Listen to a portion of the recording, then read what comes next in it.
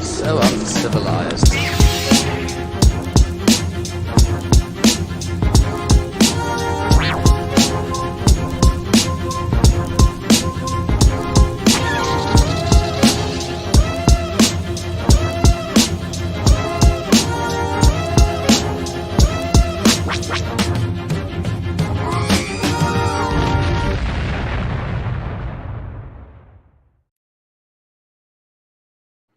Greetings and welcome to the 1/6 Scale Man proudly presents another episode. This is episode 52 of Uncivilized Scoundrels. So glad to have you guys here with us tonight.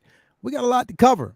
We're going to try to condense as much as we can, but we're going to talk about this season of Ahsoka. I'm pretty sure everybody has, opinions, and that's definitely welcome. And that's why we have these discussions. You can't agree all the time. But that's a good thing because then you get a chance to value everybody's opinion and still celebrate that we are getting Star Wars content. So I'm definitely happy about that.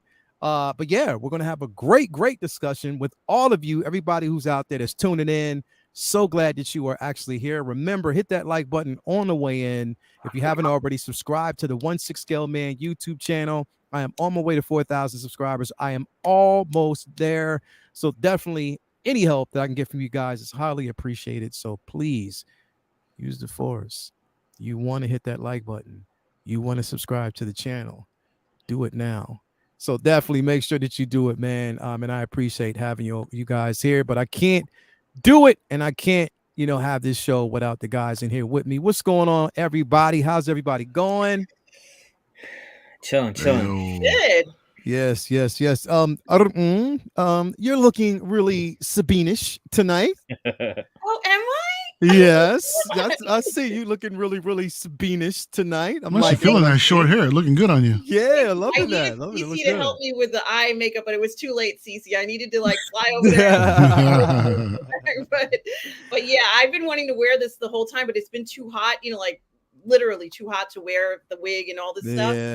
So this is really the first time I can put this on and get my Sabine on. So I'm ready to, man. I'm like this Mandalorian spirit, man. I'm loving it. Always good to be here talking about Star Wars. Good. So Sabine glad to have Wren. I can't do the roll of R's. Was Sabine Wren. There you go. Thank you for the assist. Definitely, man. Thank you for being here. CC 3PO is in the building. Thank you for being here. How are you? I'm good. I'm excited. I mean, gosh, we've got 3 episodes to talk about, but I'm excited. I know we have 3 episodes to definitely get through, but we will get through it. Everybody out there, be patient with us. We will get there. There's a lot to cover, a lot to talk about. What's going on, Vinny? How you doing, bro? What's going on with you? I'm doing man? fantastic. We have a good time to be Star Wars fans on our hands right now. So I'm excited to dive in.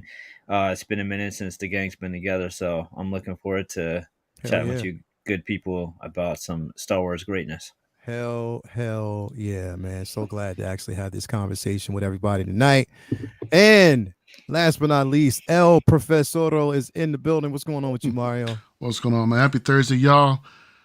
Great to be back with everybody tonight, man. It's definitely been a minute. And yeah, bro. Yeah, I can't wait to talk about this and let y'all know whether or not I liked the show or didn't. Let's find out. We're definitely gonna find out about it, man. I mean, hey, it's you know what? If it's not divisive, it ain't Star Wars. Plain and simple. Seriously, right? If I woke up and everybody agreed, I'd be like, nah, where am I at? Is this the multiverse? Nah, this shit don't. You know what I mean? Without a gripe, I'd be like, yeah, something's wrong. Like literally, I'm in the wrong spot. So of course, gotta have balance, right? Exactly. The Force has to have balance, bro. And that's why I was like, yo, like we talk about this stuff and we see how divisive it is now. It was divisive back then. It's just that there was no social media. So you didn't actually have platforms where people can talk. They talked amongst groups, stuff like that. Like, so it was always a back and forth. Now we have platforms where people can openly discuss these things. And, the conversations can even go this way or that way, or, it is what it is. But I think that those, particular conversations, opinions is what keep the ball rolling. And that like the writers and producers and stuff like that, they see these conversations. They see what what it is and where we are, where we sit with some of these IPs, and if we feel it's lackluster or whatever. I will say right off the back though, and it's the only gripe that I actually have, period, with any Disney Plus show. They have to get rid of that damn 45-minute or half-hour platform. I can't take it anymore, bro. It's to me, I just think that there's so much story that hits the cutting room floor because they choose to go with this format. Like literally, I think they got to do away with it, because I think that if there was more meat on the bone, when it comes to these episodes, and people wouldn't have, so much of a concern, because there wouldn't be so much pacing issues. I think you can flesh out the story a bit more. You can focus on different characters. Even a lead into the next episode can be done seamlessly. But they have to get rid of. I mean, of course, they heard us when we were talking about 3 o'clock in the morning. You got to get rid of that shit. Like you got to move. Now we're, you know what I mean. Now we're at like 9 o'clock. So they've moved it to prime time. Like we have more space now. It feels better. But it took now 3 years for them to freaking right? get on the ball with that shit. Exactly. So now, especially for y'all out there staying up even later than we do out here, man. Jeez, for us, midnight ain't that bad, but 3 in the morning, forget about it. I ain't doing that. Yeah, bro. 3 in the morning is some bullshit, like straight up. And then on top of that, like say for instance, if you just choose not to get up at 3 in the morning, you get up the next morning because number one, you want to see it in the morning because you don't want to look at the internet. You don't want to see off the damn phone. Yep. Yeah. So you got to get up and see it. Like the earliest I used to get up is like around 5:30, get up and see it around 6 or something like that. So I don't have to worry about anything. But it's not the same impact, especially if I have to really carry on for the rest of the day. But seeing it at night, you can see it multiple times, soak it all in. Yeah, I like that. But the whole half hour, 45 minutes, and then majority of that's credits, they got to kill that shit right there. That's the only thing that I could say. Along with the credits and the recap at the beginning, all that adds up, man. Bro. All of that adds up. Like literally, you don't have to. I don't want to see the recaps anymore. Like literally, I mean, I know it works for people who didn't, but I mean, if you have a Disney Plus account, then you've seen it already. You know what I mean? So you could go back and watch Most it. likely, yeah. Most likely, if you have it. But yeah, I just think that they need to, kind of do away with that. But I avoid recaps just like I avoid spoilers. Yeah, pretty much. Because if they have some character that you button. haven't seen since the second episode, it's like, okay, they're going to be back in this episode. That's why they're reminding us they exist. Yeah, exactly. It's like a little mini trailer. Exactly. So it's just like, I can do without it, bro. I don't. It's not something I necessarily need to see. So, but other than that, everybody out there, let me address the chat real quick so that we can actually just kind of jump in. Who we got out there? We got Charlie the Unicorn that said, looking fire. We got my man Ryan O'Shell Price. What? My man Ryan. Oh, Price. Okay. Agree. What was he asking about a price or something? I thought that was a commentary on if the episodes are short because of cost. Oh, that's what might be. It could be. Yeah. And I think that's definitely what it is. But I think they need to stop being so cheap. Like literally, and give us longer episodes. Stop being cheap. I can afford it. Yeah, we got Urbanetics to the building. Thank you for being here. We got Amber May out there. Thank you for being here. As always, Darth Plato is in the building. We got Ryan O'Shell. We got my baby Latoya T is out there. Thank you for being in here. As always, we got Amber May. Who else did we actually have here? CM Brock. Toya was supposed to come in. I asked her, did she want to come in and talk? Like she should have came in, but I think she was busy. Wow. Yeah, I was gonna have her come in because this so here's the thing, bro. I was and shout out to Latoya for holding me down for a couple months because I was using her laptop for the show. You know this. Yeah. I was using the laptop for the show. Until finally I just said, you know what, let me go just get this iMac. Got the iMac and she got her laptop back. So shout out to my baby for let me do this. She has her own setup. She has her own microphone. And she's ready to go. So I told her, I say, look, if you want to jump in, I mean, I know she's dealing with the kids and stuff like that, but I said, if you ever want to jump in, let me know, you know what I mean? And we can have this discussion because the reason why I like bringing her in, because when Toya looks at shows, and this the beauty of it, especially when we're watching Star Wars, if we're watching anything, she looks at the spirituality and she breaks it down that way. And when I hear her talk about it, I'm like, fuck, I didn't look at it that way. And it makes so much sense, bro. Like she really dives in. Like it's like a sensible conversation and it's common sense. Sometimes it's like makes me think like, damn, why didn't I see it that way? But that's just the beauty of it. So that's why I like kind of like love having her come in and have some, and chat and stuff like that. So definitely I'm going to look at trying to get her in when we can. We got Renz out there. Thank you for being here. As always, the Renz talent Tino in the building. AJ Agrusa, JR Cavilla is in the building. Thank you for being here. We got Docinated, the Booty King is in the building. Thank you for being here, bro. Eric Henke is here. Oaf Skywalker. Matthew Glass is in here with us. Who else did we actually have here? We got my man Ryan is in here, and Bendu Windu is actually in here with us. So definitely it's going to be a good one. So overall, before we even dive in, overall, because again, we got to talk about episode, 6? So it's episode 6, 7, and 8 that we actually haven't had. We didn't really talk, about, too much. So, but overall, before we actually dive into those episodes, Mario, tell me how you really feel about the season. What, the season in general? No, I liked it. I enjoyed it. It was cool. It was cool. I mean, I don't think I can get on as on the level of excitement as you guys were, but I did enjoy it. I didn't hate it or anything like that, but I enjoyed it for what it was. A lot of times I was just life is catching up to me in general, y'all. So I'm just I feel you. It's difficult. It's been difficult lately, man. But yeah, I enjoyed it. It was really cool. You understand that now, right? You already know. You already know, man. Vinny's been trying to tell me for the longest time, even Cece, man, and I just don't heed their advice. You don't heed the advice? Yeah, man. Sometimes you're not ready, and you gotta just be patient. And then, when time finally came, bro, you know it. When you know. I wasn't ready, bro. I just wasn't ready, but we have faith in you, bro. I'm just keeping it moving.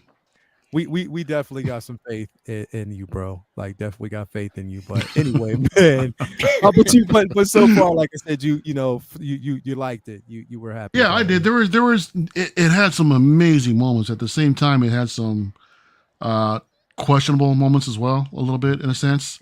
But overall, I mean, I thought it's definitely one of the better ones. That's better shows that's out there when it comes to Star Wars. If anything, when you're, I hate to say this now. I'm just gonna bring it up anyway. When you mention on how short the episodes are, it makes me miss the theatrical releases of a movie even more. You know what I mean? I think that I would like to see more theatrical releases of stuff like this than condensed in a TV show. I know in a show that you can the idea is to extend and develop the characters even more, but these characters are already so developed already. I felt like this could have been like a movie or two. Yeah. With this show, I think it could have been tightened up a little bit. Yeah. And I thought it would have been a dope release, in the theater. But in the end of the day, we got what we got, and it's out there. It's out there for everybody to enjoy or not. Oh yeah, I'm hoping we get like a fan edit. Again, another fan edit where they just do it without any type of just like clean through. That would be pretty dope. Yeah, possibly. Yeah, but still. So like I said, I think it's still one of the better Star Wars shows that's out there for real. Yeah, definitely. CC, what about you? How did you feel overall? So I gave it an 8 out of 10, which is high praise, I feel. But I will say most of that is from episode 5 with the flashbacks and the fact that Thrawn is in it. And I think they've done Thrawn really well so far.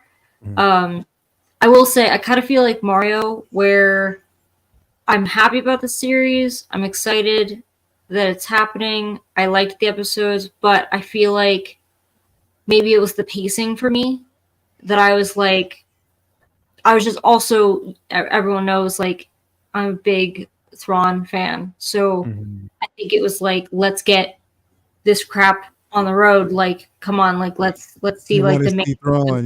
You wanted to get there. Thrawn time. Where we at? Dude, like, what the fuck? It's Thrawn the clock.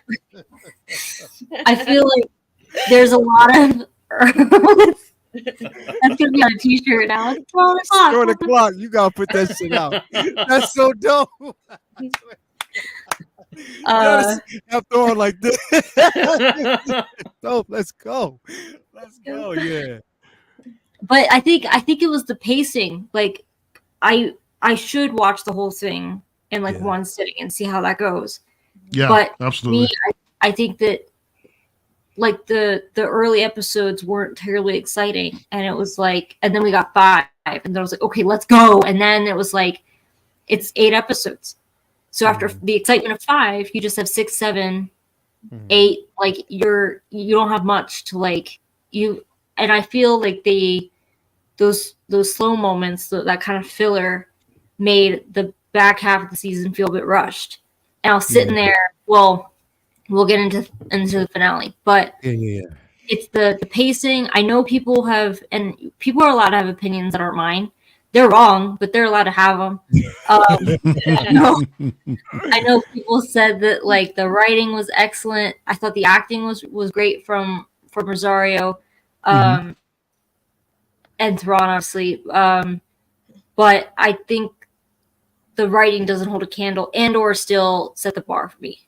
I didn't like this as much as I liked Andor, but I think, and this is hard to articulate, but I think it's probably the same vibe that Mario has for this. It's almost like if my favorite color is red, then if this is blue, I'm not gonna like it as much because my favorite color is red. Like there's nothing you could change about that. Like I love Thrawn in this, but the relationship between Ahsoka and Sabine was not something I really wanted or needed to know, is how I feel about it. It's not a relationship that I needed to have a lot of well-versed information on. So I don't think I was set up to love the show as much as like diehard Ahsoka fans have. But I do think that this is something that everyone should be happy about. I agree with you on the short ass episodes. I think that's ridiculous.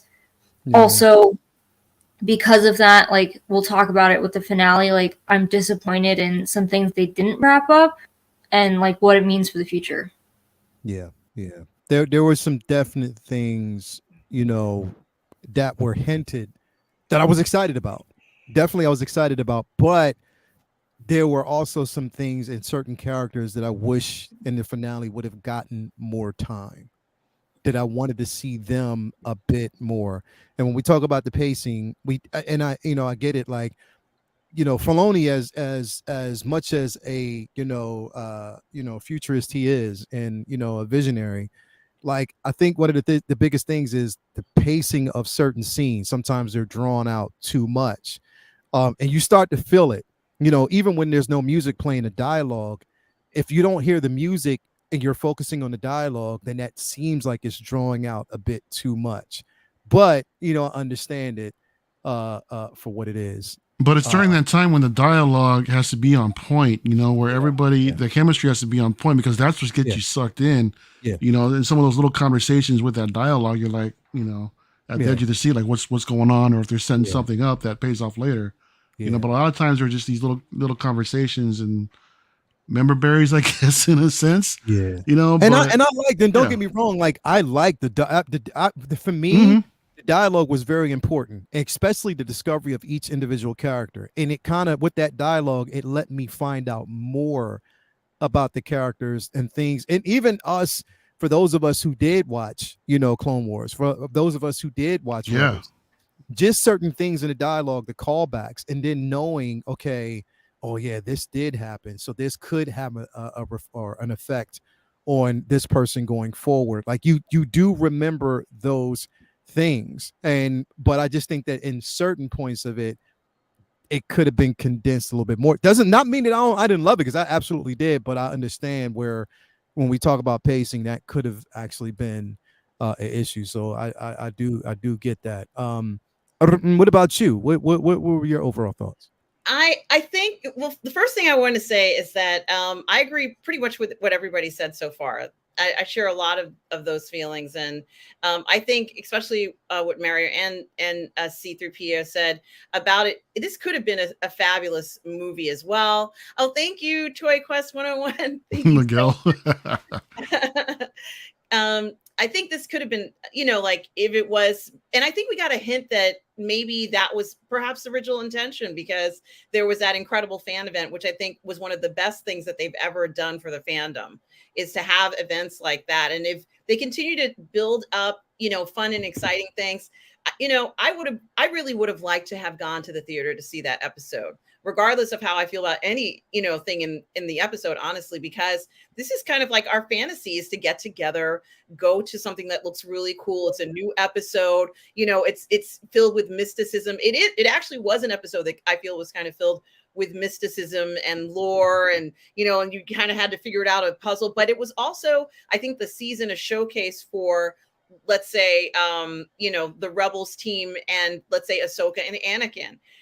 There are people who haven't necessarily seen them together in live action ever, or even know who Ahsoka is, and let's say the Rebels are not as familiar with them. So now we're getting a chance to see these characters as living people, and that was a huge accomplishment, I think, for Dave Filoni, because I know he's been wanting to do this for a long time, and he's probably like, I know it's animation, but I want to do it in live action. And they're like, no, we don't think we can do that. And he's like, no, I'm telling you, they're an animation, we can do them in live action. It's finally been achieved. And I think that that's, maybe one of the main things and his main focus. And it is a victory in that regard. The production quality of the show was flawless as far as I'm concerned. Great. And I'm not necessarily going to go down and say, like I'm looking at every single battle between this person and that person, only because I personally would structure it differently. I think C-3PO makes a good point about where things are structured in the storyline. I just would have changed the order of a lot of this, and and still keep a lot of the elements for me. But I think, especially with some of the fighting, we all love these fights, and there were matches and rematches, and even sort of like revelations in the matches, and it was like a lot going on. And I almost wonder, like, whether this could have been, if it was, there's nothing wrong with how it was done, but, I almost fantasize about the notion of it, like where every episode has a badass match. It was coming to a level of where it felt like there was this dare, and it's like, oh, this shit could go crazy in this episode. It's like we never knew. So we were kind of held in suspense a lot of times as to what was going to happen in this episode and going forward. And I admit, I'm not gonna lie, I did want to see Sabine wrap her legs around Ezra. I'm not gonna lie about that. Oh my! Yes, I wanted her to run and just like, that wasn't Disney Plus you're watching. That was the wrong. That was the wrong website. That was a different plus. I admit that. I'm not gonna lie. I've said that was Disney before. X. Yes. Yeah. I kind of, feel like they have a connection, and that would have been, if it had been like an intimate connection. I admit that I did want that, and I still actually do want to see them hook up or whatever.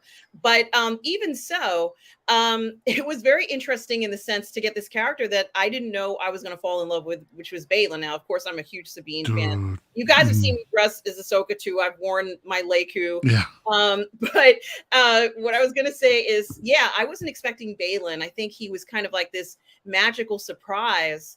And if anything, one thing I did want from this series was to get greater understanding of the Force. And for those of us who watch Rebels, we knew about the Night Sisters. We always knew about them. If you watch Clone Wars, you had heard about them. They're in books, so they weren't new to us. However, that whole area of what the Force means to them, seeing the father, the mother, and the son in statues, that was really nice to see in what we got. I wasn't expecting that. I certainly wasn't expecting one of them to be pointing like that. Was like, but when I think about this character, that's how I kind of honestly think I see a lot of Jedi, because they can't, not all of them are going to completely agree with the Order. And so there are going to be a lot of Force users who left, which we've been seeing. And he might be a perfect example of somebody who left right around the Clone Wars, when after the Clone Wars, or the end of the Clone Wars, around the same time that Ahsoka left. So I really kind of like him. And, unfortunately we've lost Ray Stevenson, but he really has brought a lot of mysticism to what it means to be a Force user, and a Force user who wants power. So, this was something else that I like to see, a Force user who's like, well, it's true, it's nice to admire a Force user who wants to do good and go with the will of the Force, but I also like Force users who want to go and say, I want some more power. I want to rule. I want to do incredible things. And I think he will do incredible things if they ever revisit this character. I also did like Sabine, deciding to go with him. I just like that whole thing of her, like, I'm going to follow this big daddy guy to wherever we're going and just ride it on all over to Ezra. I just like it felt somewhat more adventurous, even though I guess technically speaking, it was very predictable. But I did like the adventurous spirit of Sabine, who's like, yeah, well, maybe Ahsoka's dead and I better just go for this. And, this is where the chips fall where they may. And this is, what else could I do? So I do like that fun notion of, I like to think she had a choice, but I do like that fun notion of sometimes you might end up working with somebody you didn't know you were going to be traveling with. And it does kind of make it more enjoyable and maybe, opens up more possibilities for what may happen. Now she's going to say, well, he said he wanted unlimited power. And then Ahsoka might say, well, what are you talking about? Oh, yeah. He and Hottie said that they want unlimited power and they could feel things. And, yes, thank you. Big Daddy for sure, right? I've been waiting for this. I've been waiting for this. I'm done. Honestly, I told you, Mario, you look perfect here. Use whatever color blade, lightsaber blade you want. And yes, I would give you the Wayfinder. So that's how I can wrap it up. We'll see. For me. Yo, that is great. But nah, definitely. Vinny, your thoughts overall, bro. Yeah, I rank this depending on my mood. I'm sure this will flip flop between Andor as my second favorite Disney Plus presentation. I don't foresee anything beating Mando season 2, if not for any other reason than the Luke entrance. But this is right up there. For definitely did. Oh yeah, well, it's the crossover episode. This definitely brought so much excitement to Star Wars fans in general. But what I loved about it so much is the faith that they had in Filoni to do it his way, because I'm sure they had to have had pushback, worried about people who weren't too familiar with Clone Wars and Rebels, because even as a Clone Wars and Rebels fan, I often watch stuff and kind of think about how regular viewers would take it, because I have a lot of family members and friends who don't read a lot of comics or watch a lot of Star Wars, who always ask me, hey, will I like it, or will it is something I'd like? And a lot of times I take into account, like, would that be accessible to them, or do they have to go back and watch this and that? And there's definitely, a much better appreciation for this show, for Rebels and Clone Wars fans, like, without a doubt. It's just simply the way it is. And I love that they didn't shy away from that fact that not everything has to be, a package presentation for someone who's never seen Star Wars before, and, served up on a platter, and, not everything has to hold, the viewer's hand. I love that they were like, look, if you want to go watch Clone Wars and Rebels, it's right there on the same damn app. So go check it out if you want to. If not, there's going to be some stuff that kind of goes over your head a little bit, because not everything is going to be, laid out and spelled out for you. And I love that, that took a lot of faith in Filoni to do that. And I like that implies to me that there might be even bigger and better things going forward, especially with Arid Empire.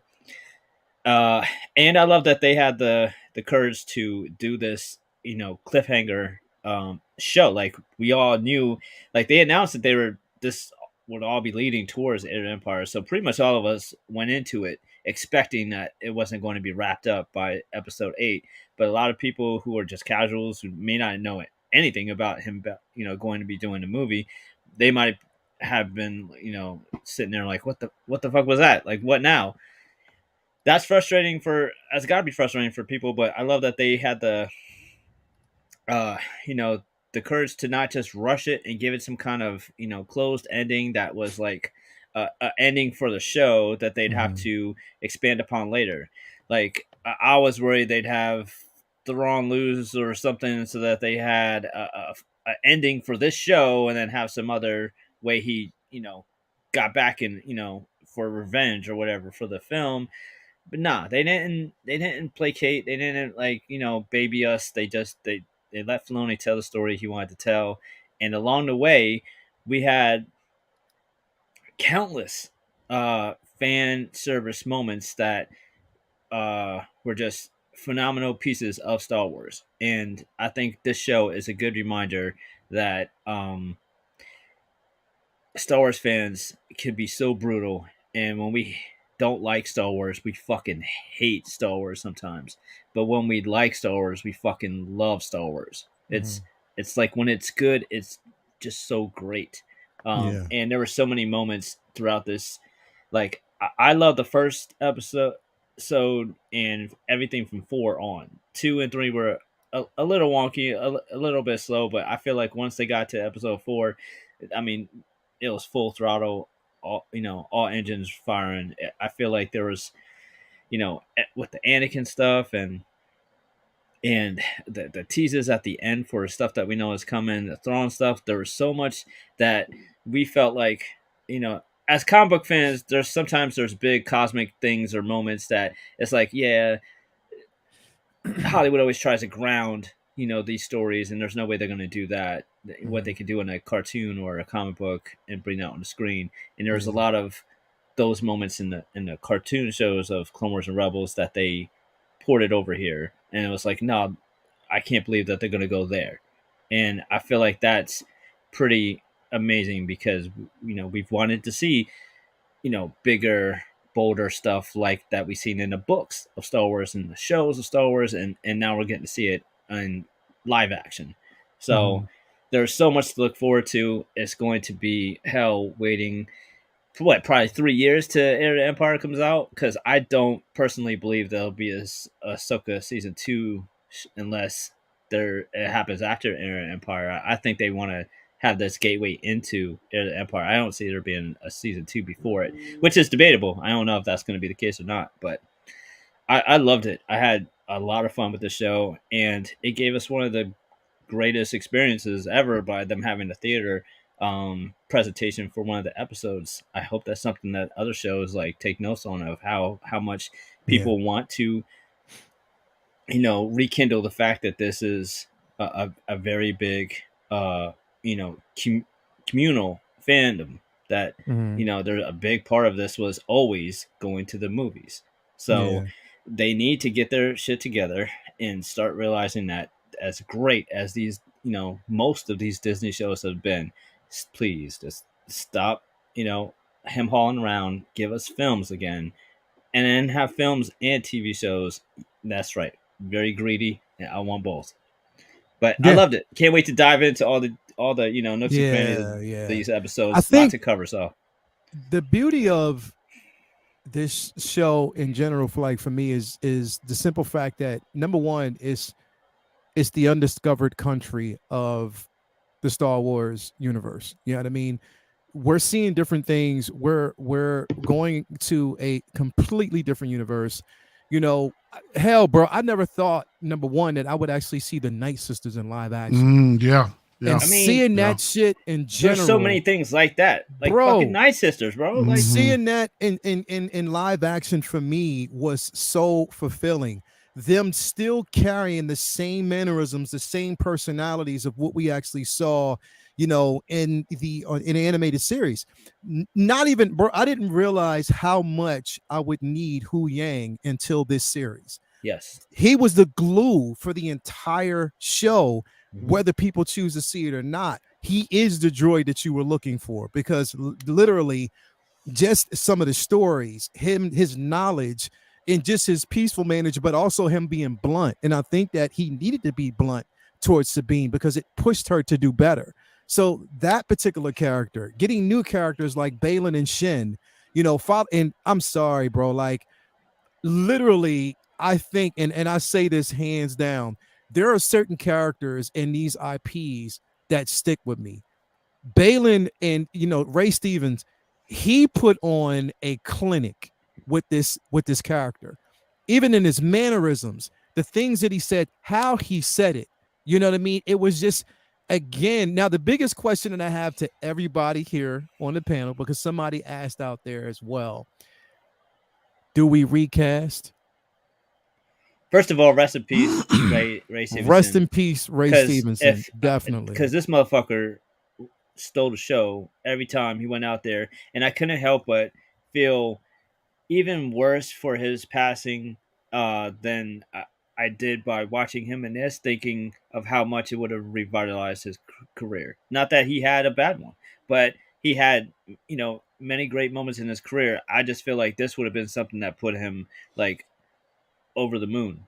I mean, because he was absolutely like breathtaking. He had so much presence on screen. Every time he was out there was just like, holy shit.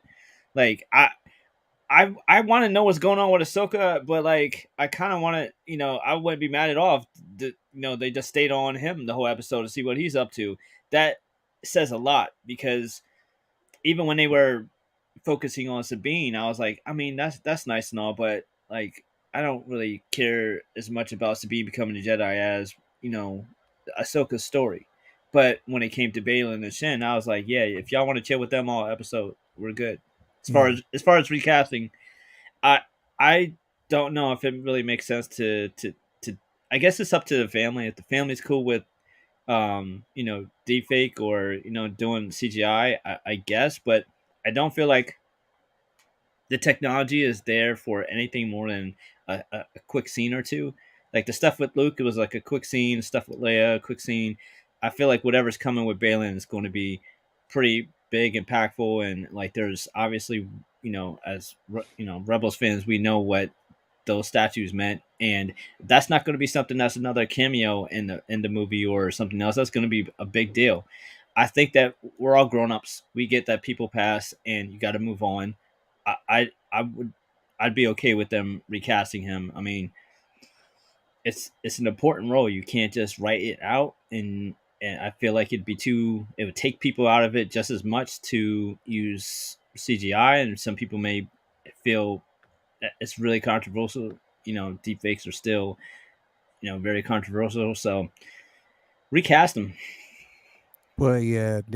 What do you think, Mario? No, I definitely agree with that, man. I think the character is too big not to recast, man, because we saw he was probably that character. I mean, despite Ray Stevens' performance was absolutely incredible. Because to be honest, I'd never seen him, dude, until the show that I could remember. I might have seen him previously, but y'all know me in movies and all sometimes. Mm-hmm. But anyway, I love the character, man. I love the character of him and Shin. Those two together were absolutely insane. And for them not to recast and to bring him back for whatever reason, would just I think that would be that'd be a disservice to the fans, to be honest. Yeah. But I'm curious. For me personally, I would like to see, like, as far as some of their backstory in something like Tales of the Jedi, possibly. Yeah. If they can expand, because that's something that I really wanted to see is like more of. I want to see more of them. Yeah. I want to know, like, kind of what happened. Why are they? Her and what? Why are they? Who they are? They never really explained the fact that if gray Jedi or dark Jedi is actually a thing. They were just Force users or what have you. But definitely wasn't really elaborated upon. But yeah, I say definitely recast. Like you said, the character is just way too big. Yeah. What about you, Cece? What you think? It's a shame. Like, I actually recently started rewatching Rome, which was a show on HBO. I think back in like 2004. Yeah, it was way ahead of its time, but that's what I first saw him in before Punisher and all that kind of stuff.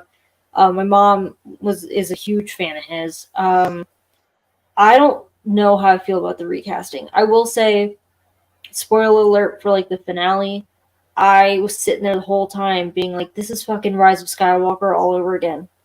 Where I felt like we knew about Carrie Fisher's passing before Last Jedi, and then I'm sitting there in Last Jedi, and I'm like, okay, this is the time where she's gonna die. She didn't. And I was like, son of a bitch. So like, how are they gonna fix it for Rise of Skywalker? And they did the combo, like, deepfake CGI stuff, and then kind of like that, hey, she's gone. And it was impactful with Chewie and stuff like that, but I'm like, how are they going to explain this away unless they recast? I'll suck it up if they recast him, but I think it's like, is he going to be as mysterious? Is he going to have the gravitas? Like, those are big shoes to fill. I don't know if it would also like be a little better for his memory to just try to like explain it away, like, he sacrificed himself or something, like that's why we don't see him. I don't know, but I was hoping that like they would figure something out in the finale so that wouldn't be such a lingering thing, because I think it just hurts so much more knowing that it's not going to finish that story.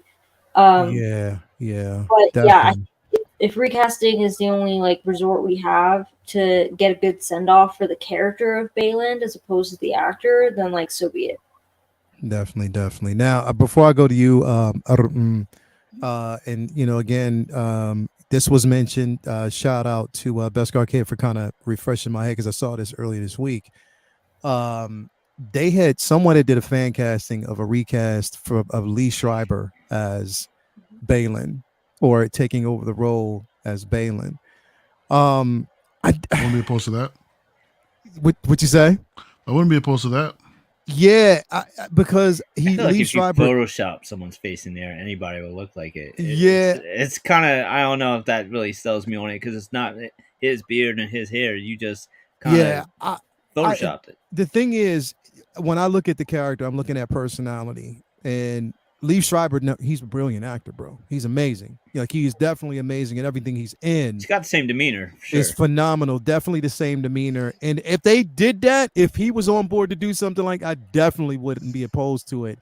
But it's just like it is a deep wound when you just think about how good Ray Stevenson was as Baylan.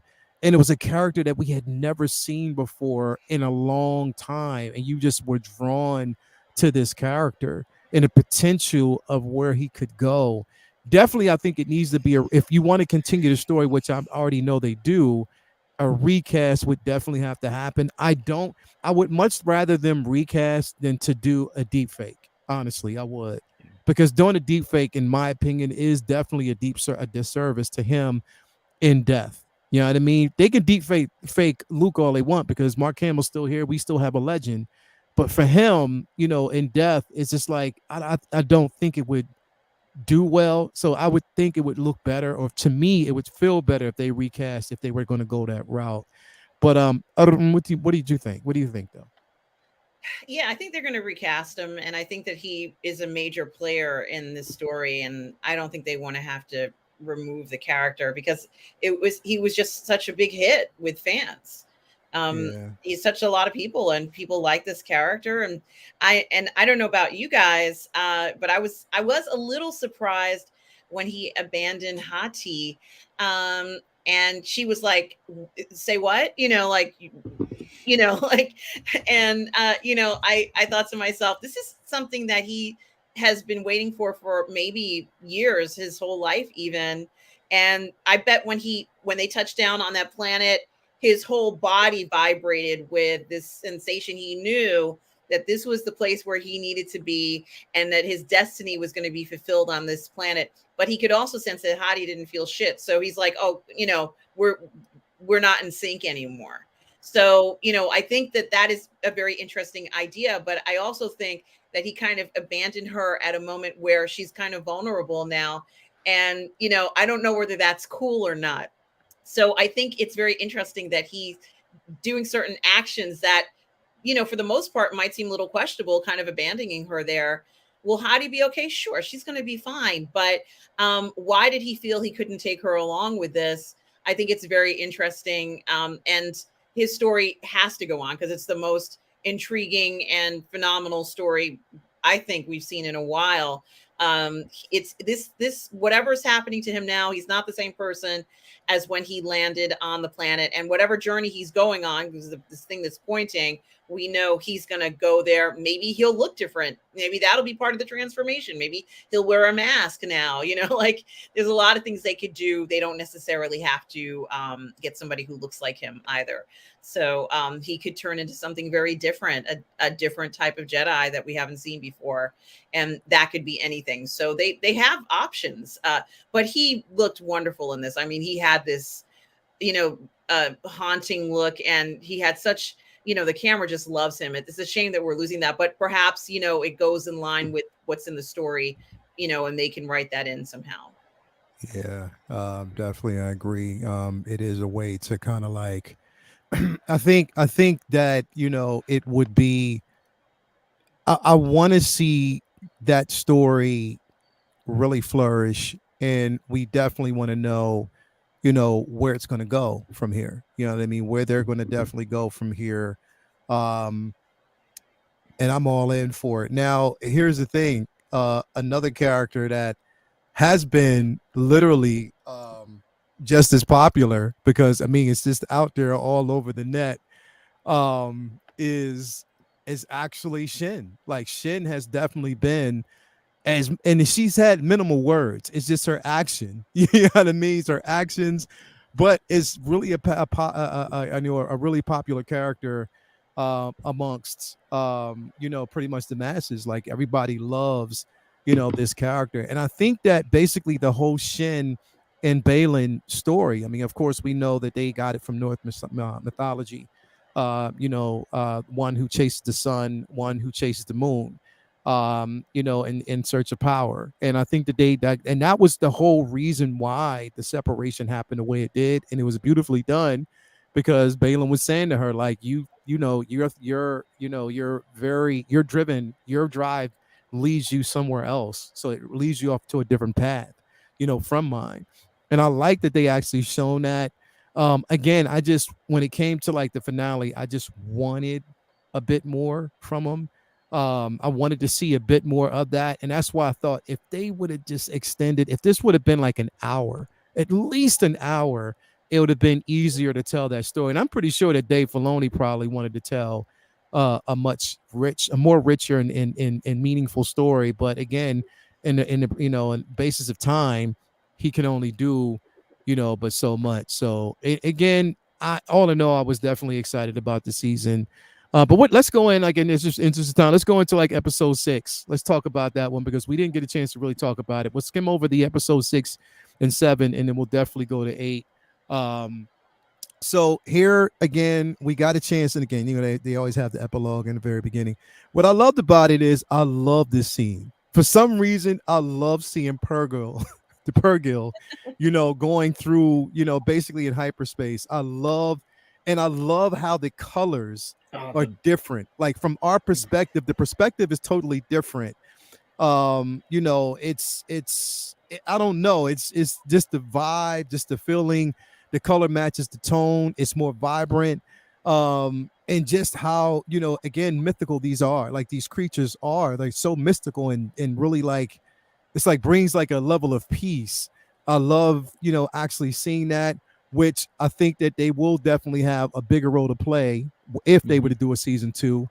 I think that we would actually get that. We know that Ahsoka and Hu Yang were basically in the mouth of the largest version of it.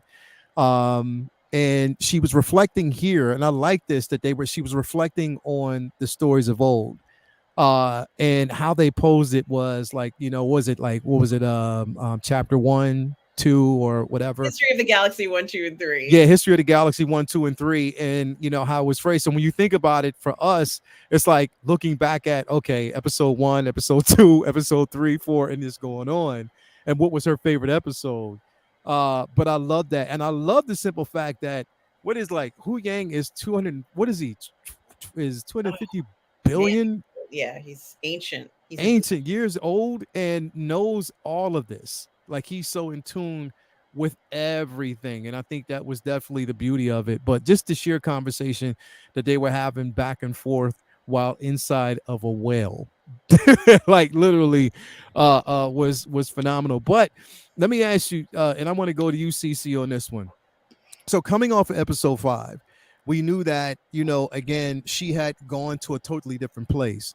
We saw a more, she's more calm, more at peace. We're starting to see that emotion kind of flow from her, like whereas she's more the wisdom of the any aspect, that we, or that perception that we get from her, it's a bit better than, in the very beginning. She played the role exactly the way she was supposed to play it, again, monotone, like really really drawn in, skeptic about everything, and on top of that, skeptic about the Force and the Jedi.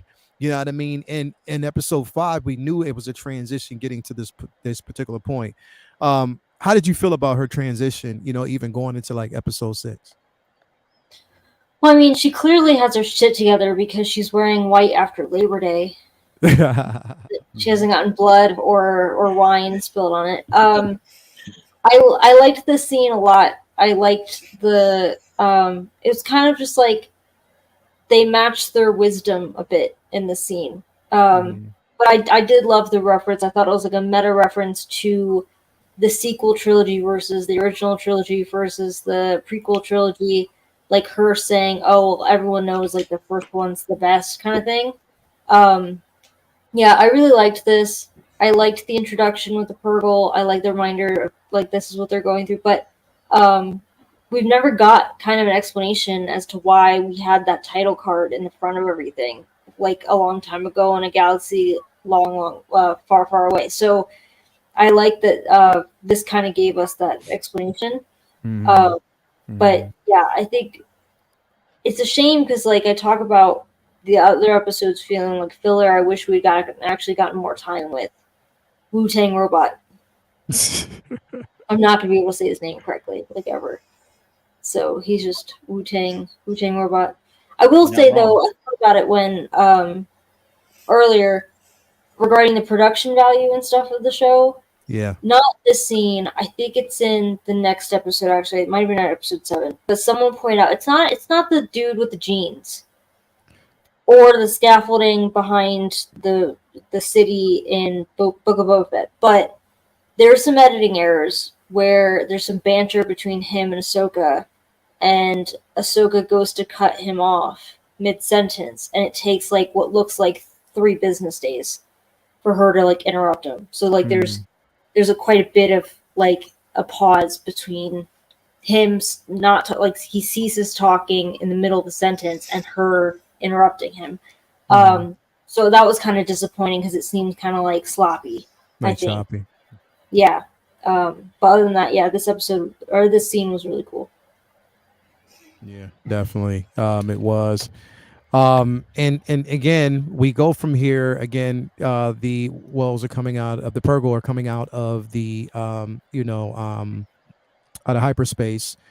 We get to the title card, but then next we see Sabine, and we see her basically in captivity. And CC, I was almost 8 minutes away. Like literally every time I would see these episodes, I was about to deep fake your face on Sabine once. I was about to, but I was like, nah, I'm going to do it. And I was going to send it to you, but I didn't.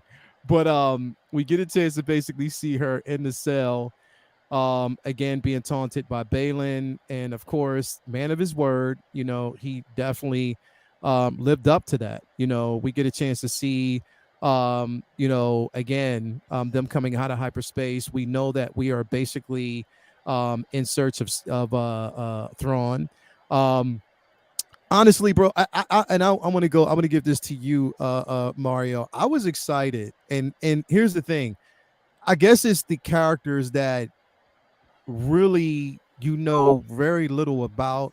The characters that aren't on screen a lot, but it's just something about them that are definitely interesting.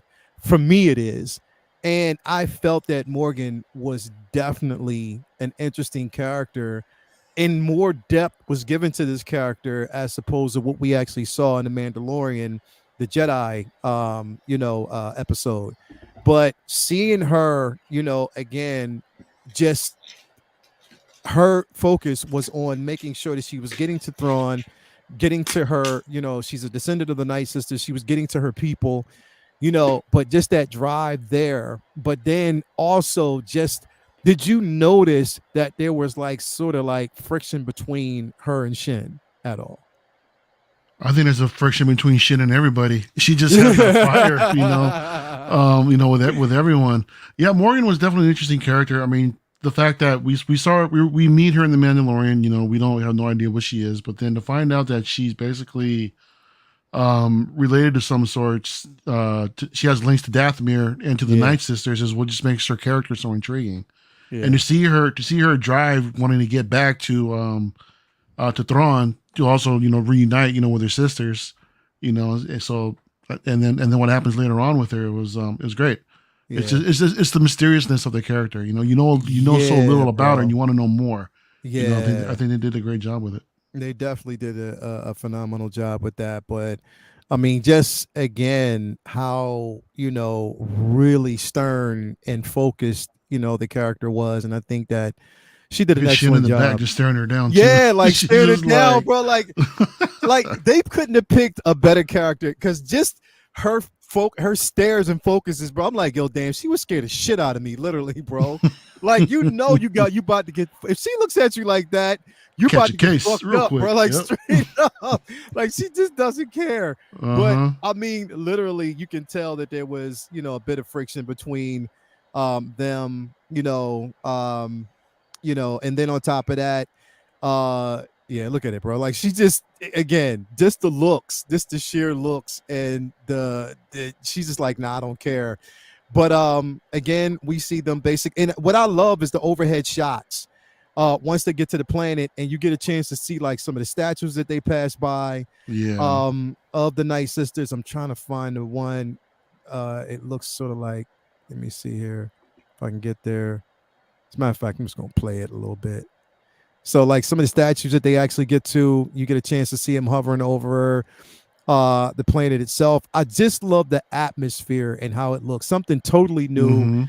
And then to find out that this is basically almost the home world of the Night Sisters. You know what I mean? Like, basically where they are, and where they've been in hibernation, from what we find out later on.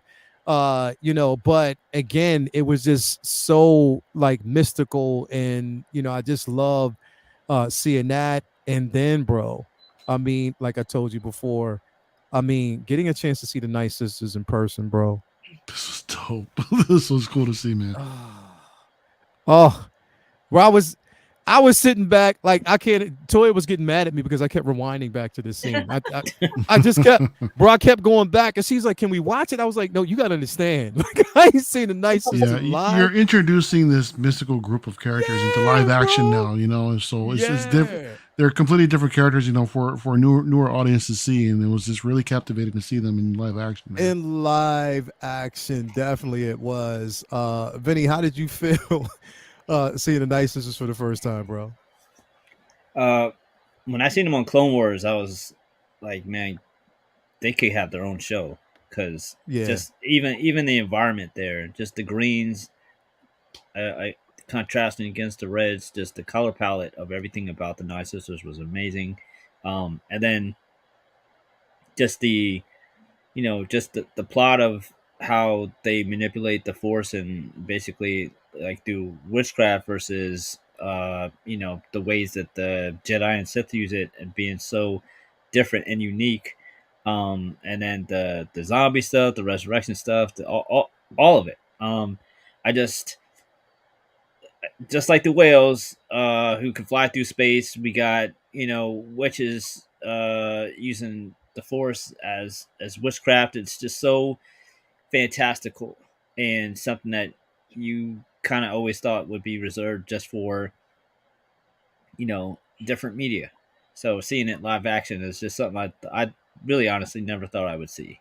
So seeing them walk out here, I was losing my shit too, and I couldn't believe it. I never really thought I thought the best we'd ever get is like another show for them, or a book or something like that. But seeing them live action, seeing them so just menacing, it is amazing. I couldn't just I was so thrilled with how many different amazing elements of Clone Wars and Rebels that they managed to put in here, and it never really felt like cherry picking shit like it's been getting some heat for, like, oh, they're just cherry picking cool parts of Legends. Like, no, this is, formats of those stories in Clone Wars and Rebels that they're just translating to the big screen like we've always wanted to see it, and we never thought we would, but here it is. So nice sisters on screen, bro. I was losing my shit too. Hell yeah, bro. And then especially when they sensed Sabine. Look at, bro. If you look at, come on, man, stop. Yep. Like, bro, when they sensed the stench, they said basically, she reeks Jedi. You know what I mean? And just and seeing this, Yep. I was just like, yeah, I'm all in. Like there's. But here's the thing: it's just like the one thing I can say about Sabine, zero fear. Like zero fear. This doesn't give a shit. She's Mandalorian, like, dude. Yeah, on, just Mandalorian. Less? Exactly, right? Like no fear at all. Just like, can we get this over with? I gotta find Andrew. Like that's all. Like, can we just get this over with? Like, y'all playing around. I ain't got no time for this shit. I'm trying to get to see Ezra do what y'all got to do. But I definitely loved just to play on that and just to seeing them in live action, seeing how advanced they were, as far as even the conversation. I loved this, exchange between Balin and Buck. He just reminds me of like a different version of Obi-Wan, but Balin and Shin. I love that exchange when he's talking about the stories of old, and again you can sense that her focus was more of aligning herself with Thrawn and us getting back to power, and him just saying, can't you feel it, can't you hear what's out there, you know what I mean? And I think this is when he kind of even knew that, look, I need to get you need to understand our true purpose. But he knew that there was going to be a bit of separation even based on this conversation. But Rey, man, I just, this guy is just everything and embodies this character, and it was so well done.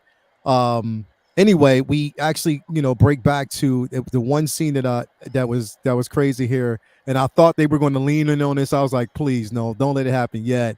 But this was like the 52 fake out when we actually see Sabine reaching out through the force to try to open up the cell, and it started rumbling. It was like, oh, wait a minute, are they going to do it now? But no, it was the simple fact that the Chimera, and I know, CC, you were super duper excited when you got a chance to see the Chimera, and we get a chance to see your boy, the introduction almost to your boy. Before that, we see we see the troopers wrapped in the Night Sisters cloth. We get a chance to see for the very first time, I keep forgetting his damn name. Epoch. Enoch.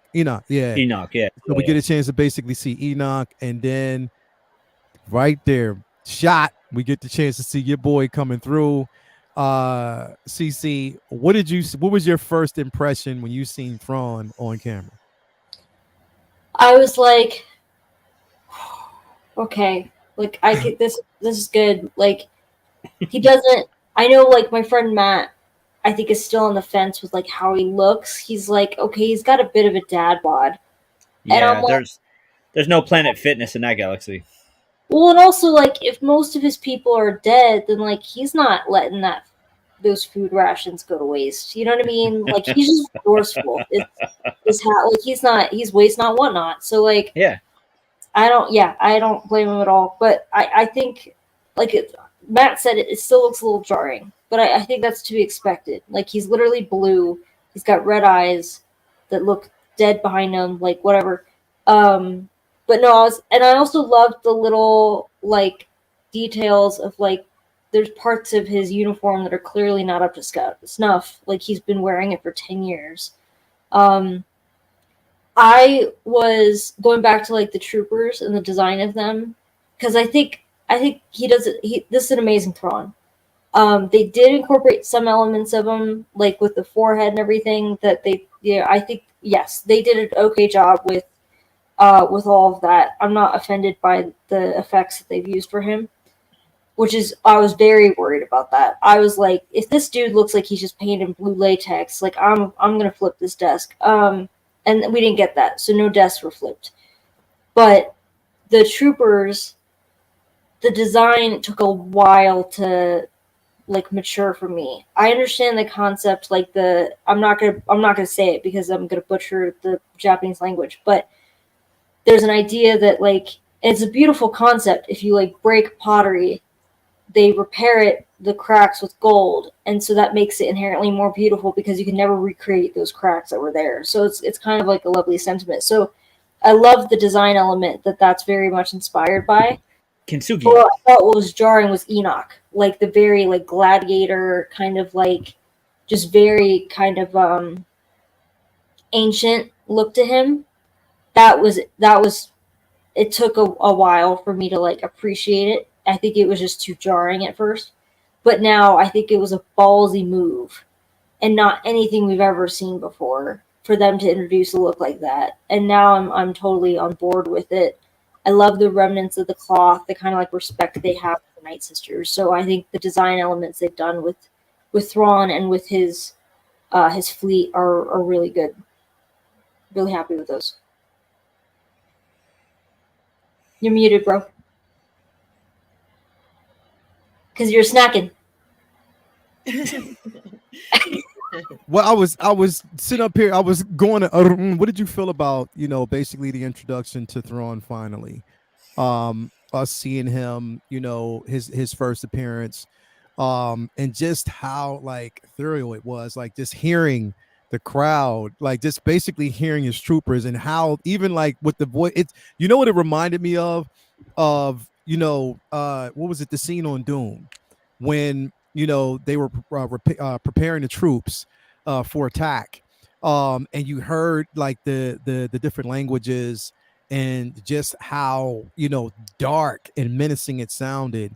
But I think that like just the chants itself, like they were really worshiping, they see Thrawn almost like godlike, because he's such a leader, whatever. But how did you feel seeing him on screen for the first time? Yeah, it was a shock because I was expecting him to be more stealth or, somewhat more fit. So I admit I still feel this way about seeing him. He is a bit pudgy, and I thought he would have kept his somewhat more slim figure. We saw the actor, in London, and I thought that was probably most likely what he would look like physically, Because but he was slim. very, and and the guy's a good looking guy, and he's not unattractive, so you would expect somewhat more towards that character, but for whatever reason they chose to go this way, and it's okay, and the uniform is, as Cece said, noticeably weathered and worn. He's had it for a while. The years have changed him, It's like 10 and years, right? yeah, and I'm wondering, we haven't, of course, in let's say in this series, we haven't necessarily seen everything he can do. We know he can do a lot, and he's always thinking 3 and 4 and 5 steps ahead of everybody else.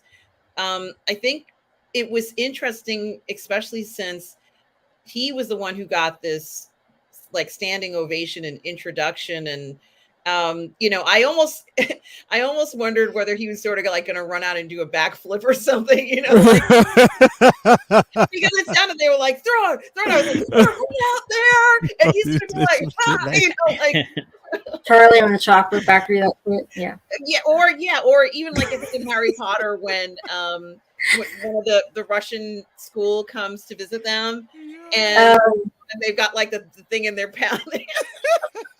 They're pounding, and the Russian guys are coming out there. And they're doing backflips. And I thought that's what it was going to be. Like, if Thrawn would have did a flip like that down the aisle and just stopped and start talking how he does, that shit.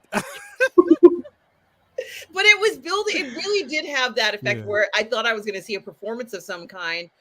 Certainly, it was a performance. Those troops were on point. And he was almost, to be honest with you, he was almost humble as he came out. And I wasn't expecting that. And maybe I was expecting him to be a little bit more smug. But he was humble. And however, he didn't want to put all his cards on the table in front of everybody. You know, like after somebody introducing you like that, now all of a sudden it's like, well, you know, he's up to more than just, I'm so glad you guys came to give me a ride back home. Yeah. You gotta long enough, my Uber. right? Yeah, yes. Right. How much? What? Definitely. But What I mean, the XLs? The XL less? Like, I don't know. so here we basically see you know him you know meeting Sabine after a long time, like just like they're meeting again, and you know how he's you know basically you know how she even taunts him by saying if you're here, then you know definitely Ezra has no problem, like he's still alive, he's still out there. You know, again, granting her wish and allowing her to basically find Ezra, which we already knew it was going to definitely be a plan behind it, but still, man of his word, you know, letting her go, which I found interesting because it's like, I guess, you know, what we know that him letting her find Ezra was just again to track him, and to kill him, which for me, when it sort of took me back, like when he was, you know, he talked to Balin and Shen and said, you know, when she finds Ezra, you'll find them both and destroy them. I was like, that's the only part that was like, well, that's not a Thrawn thing. But then I had to remember, like, okay, it has been 10 years. He has been on this planet for almost 10 years. And maybe, again, what he's gone through or experiencing things with Thrawn, experiencing things with Force users have changed them. He's mainly sees them more of a threat than he ever has before. So that's why he's just like, yo, getting these chess pieces off the board. I don't know. What did you think about that, Vinny? I loved his introduction. His whole arc reminded me a lot of like what we kind of maybe should have seen more with like it reminded me a lot of like Kang and Quantumania, where like he was trapped in another galaxy and had to show off to the casual viewer his intellect and then get away. It didn't quite happen in the other one, but here it definitely did a better job of showing you why he's feared and respected for his intellect and his his plotting and his planning. I mean, he has Night Sisters who don't answer to nobody working for him. He has, Gray Jedi working for him. He has, Death Troopers, and he has all these toys at his disposal, and he's not even home, which speaks to how dangerous he would be in his comfort zone. The Ezra thing, I also found that a little bit strange. I try not to kind of like harp on it too much, but like they were, there's only so far a wolf could go, right? And they were relatively close to the base, so it seemed unlikely that Thrawn wouldn't have been able to just find him and kill him if he wanted to. Which at first I was just like, okay, well, Ezra's just not a threat, so he's not really worried about killing Ezra. But then when she meets up with them, then killing both means that, okay, well, did you want him dead or not? Because if you wanted him dead, you should have been able to do that by now. He was just like 10 blocks down the street. But right. There's little things like that in this show that, again, they're shorter episodes than they probably should be, and there's a lot that they're trying to pile in. There's stuff like that that's just gonna get past, so I didn't put too much thought into it. I loved seeing him for the first time. It was, like CC said, he didn't physically exactly look like I expected him to, but that's it, it is what it is. I'm sure there's plot reasons for that. Like when he gets back home, he might, look leaner and meaner, when he's, able to have the creature comforts of home and just not, be where he's at. So all that could attest to it. There's only so normal someone who, looks like him is going to look. So it looked the makeup and everything looked fine to me. The voices, was Thrawn, obviously. So that was on point. And all I wanted to see was him talking intelligently and well spoken, making chess moves, and showing how strategic he is, and and that's what we got. Yeah. Plus, I also love that Thrawn is the smoothest shit talker because Yeah. every time he fucks up, it's just like, yeah, exactly how I expected it to go.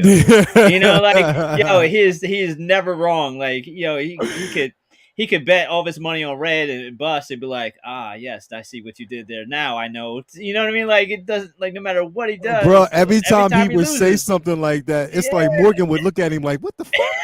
Like, it's so funny to me because like it's like what the fuck? What? no matter what he does, he'd be like, yes, that's what I knew would happen. It's like somebody tripping and be like, yeah, I meant to do that every fucking time, bro. It's so funny to me, but it's really cool seeing in all the Star Wars we've seen.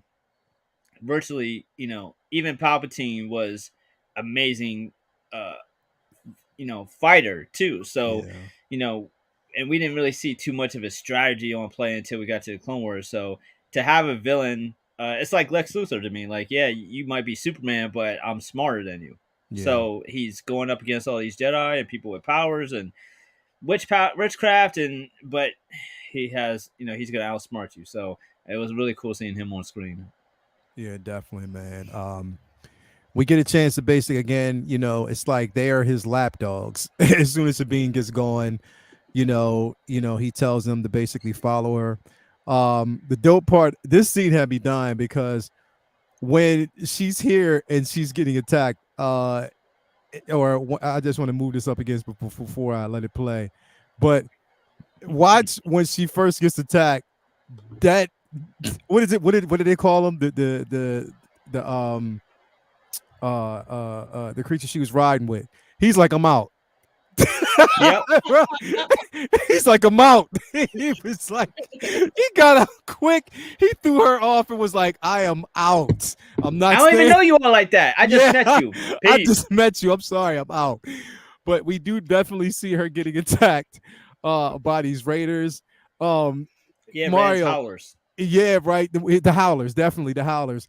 Mario, did this basically give you pretty much the Tusken Raiders vibe, sort of like when she's getting attacked by the natives on the planet? Did it give you like a Tusken Raider vibe, bro? It does now, a little bit now that you mention it. There was something else that happened. If we go and talk about the other characters, man, that gave me some other vibes. You want to talk about that? Oh, yeah. Was I the only one that was thinking Spaceballs? It was a little cheesy. Luckily, they didn't spend much time with them. Dude, I was like, I see these characters, man. They're like they remind me of the Jawas for Spaceballs, dude, straight up. And I'm looking, I'm like, when did we get to Disneyland? Yeah. that was dope. Yeah, definitely, man. But yeah, that was cool, though, man. Yeah, definitely cool. We're talking about when she gets to, I think it's these, when he leads her, she gives him a chance. And he apologizes. Yeah, he apologizes. We finally get a chance to see these particular characters here. You know what they kind of reminded me of slightly, bro? I keep fucking forgetting the Disney character, bro. The Cricket, Jiminy Cricket, bro. Yeah. Sort of. It sort of gave me like Jiminy Cricket vibes, bro. With these characters, but again, were those shells part of their body, or were they like shields, like backpacks? Because it felt like they were just shields, bro. Okay. Like it didn't feel like it. Well, it at first I thought it might have been. You know what I mean? It was like shells at first, and I was like, "Yo, or something like that." How do you get dressed if you got a shield? Because how do you get your shirt on? Exactly. So it might just be like a shield that they wear to kind of help them camouflage. Because you're right. Like unless you got to zip up some up clothing or something like that, how are you getting it on? You know what I mean? But clearly, like even if you look around the shoulders, you can see there's a strap. Like there's sort of like that what he's wearing is like a strap to kind of harness or something, to kind of keep it bound. But yeah, we get a chance to get introduced to these particular characters. We find out that they are associated with Ezra after they basically see her pauldron and her emblem, in which they basically agree to take her, or actually, they're taking her where she can find them.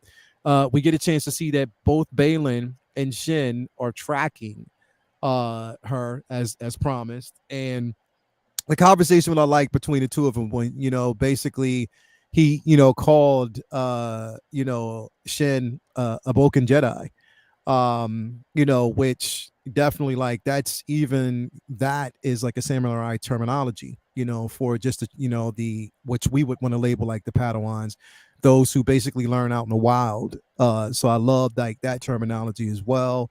And then Shin, asked, isn't that who she is? And she's like, no. He's like, you're not a, they're a Jedi, but I taught you to be something much more, than that.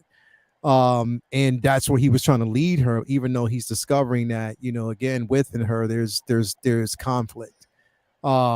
But they yet keep teasing us with that, man. That's I wanted to see more of that, man. Yeah, bro. It's just like that conflict that you can actually tell was there, and we didn't get enough of it. Like it was just, again, when she asked, "Do you miss the order?" He was like, "I just missed the thought of it, the logic of it." You know what I mean? It was just, the idea of what it represented. But and again, when he was talking about, it's just the same cycle. The Jedi rise, the darkness rises, and the Empire just takes over. It's just always a back and forth thing, which they then, become the head of these villagers and stuff like that. We then find out that, Sabine is taken back to this small little campsite where she gets a chance to basically see the rest and how they basically survive, how they live. And then what did we get a chance to see out of nowhere? We are finally introduced to Ezra on screen. Now, let me ask y'all, his portrayal, and what is his name? Iman? I think that's his name. I think that's his name. But his portrayal, in my opinion, his portrayal of Ezra was on point. I loved it. And I loved that it was even something extra added on, like a level of maturity, but he still had that playfulness. Even his tone, his inflection, it made me feel like it was this Ezra / Moses, but still Ezra.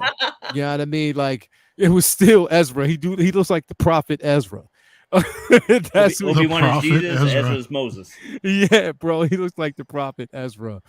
But yeah, what did you think? What did you think about seeing Ezra for the first time? And how did he capture the vibe of which you and how you envisioned Ezra to be in live action? I think the lighting was a little poor. The picture could have been a little bit brighter so you could see his face and maybe the twinkle in his eyes from seeing Sabine in that position. Just if I'm looking at it from the picture, he looks happy, but you can't see as much as I would have liked to have seen there. That's a nice shot where she's smiling and it is cool to see that. But yeah, she should have wrapped her legs around him. So I knew you was gonna say that. I knew that was coming. I knew that was coming. I was waiting. She wanted all. She wanted all. I would have kissed him. This is ridiculous. She hasn't seen him in 10 years. This is so, come on. Just, because after the kiss, then there's going to be discussions and then he may not want to kiss her anymore. So, you might as well just go for broke. She wanted to see some cheeks get clapped. Like, well, I'm just saying, it's just, she missed him a lot and it's okay. Yeah. Be friends with benefits. That's all I'm saying. Yeah. He's got a slingshot. He just needs to shoot a shot. That's like a cricket do. Thank you. Stop friend zoning. Don't friend zone into the little thing, that little hub, and lock the door. There's no Tinder on that planet. We know there isn't. You could be more enthusiastic. Yeah. Love it. Absolutely anyway, we get definitely the conversation between her. He asked how she got there. She says complicated. Nevertheless, he's happy to see her. He can't wait to get home. He's asking her how she got there. Still refuses to really talk about it. But he's like, you know what? I cannot wait to get home and thank you. Definitely the exchange between them. You can tell that there was a level of happiness. And I think this story was basically centered around, because again, we only got Ahsoka in the very beginning. We didn't get a chance to see her, throughout this episode, but again, it was just the focus on these particular characters and where they were, at this point. And of course, he says, we got to help them pack up and leave because they don't stay in the same place at once. You kind of just hide their, their whereabouts, always to stay on the move. So definitely we switch back over to find out that, Thrawn and what they're planning on doing is transporting these looks like to be like these little capsules or sarcophaguses with like just bodies, or what we would seem, it seems like there's like a hibernation chamber or something like that. Or I believe, and I think that the rumor is that there might be like just Night Sisters there, that they're transporting as well, because he only woke up like 3 of them out of hibernation, so they might be transporting there. Some people said it might even be Dathmerians that they're actually transferring, so you never know. But I don't know, but we know that there is a plan I with assume this. it was his fleet, those who died. You think it's this fleet? I think that's the theory I had, was that, like, I'm jumping ahead a little bit to like something we saw in the finale, but the gist I get is that they're like the stormtroopers, like his fleet who had died over the last 10 years, that he's hoping will still be able to assist in his grand plan. Yeah, it could be. Again, like I said, I mean, because they're we, especially when we know where they're headed, you know what I mean, and where they're going, and what we find out that they're actually going. But definitely, we find out that he is enlisting, and we also find out that they let him know that again, Ahsoka is on her way. And he enlists the assistance of the Night Sisters once again. It was almost like he was letting her know, like, oh, so Ahsoka's still alive? I thought you told me. And she's like, wait a minute, hold up. Like, you questioning me? But it was just like a dope exchange between the both of them. I love this scene. But again, just seeing that again, that the Night Sisters are definitely going to be involved. And it's sort of like they're bending to his will, but for a higher purpose. It's not the simple fact that they truly believe. They believe that Thrawn is the one that helped restore Dathomir, but they're just following along until they get to where they need to be. That's what it feels like. But they are right now, again, following his lead. And that ended, like, this right here ended this actual episode until we lead in to the next, of course.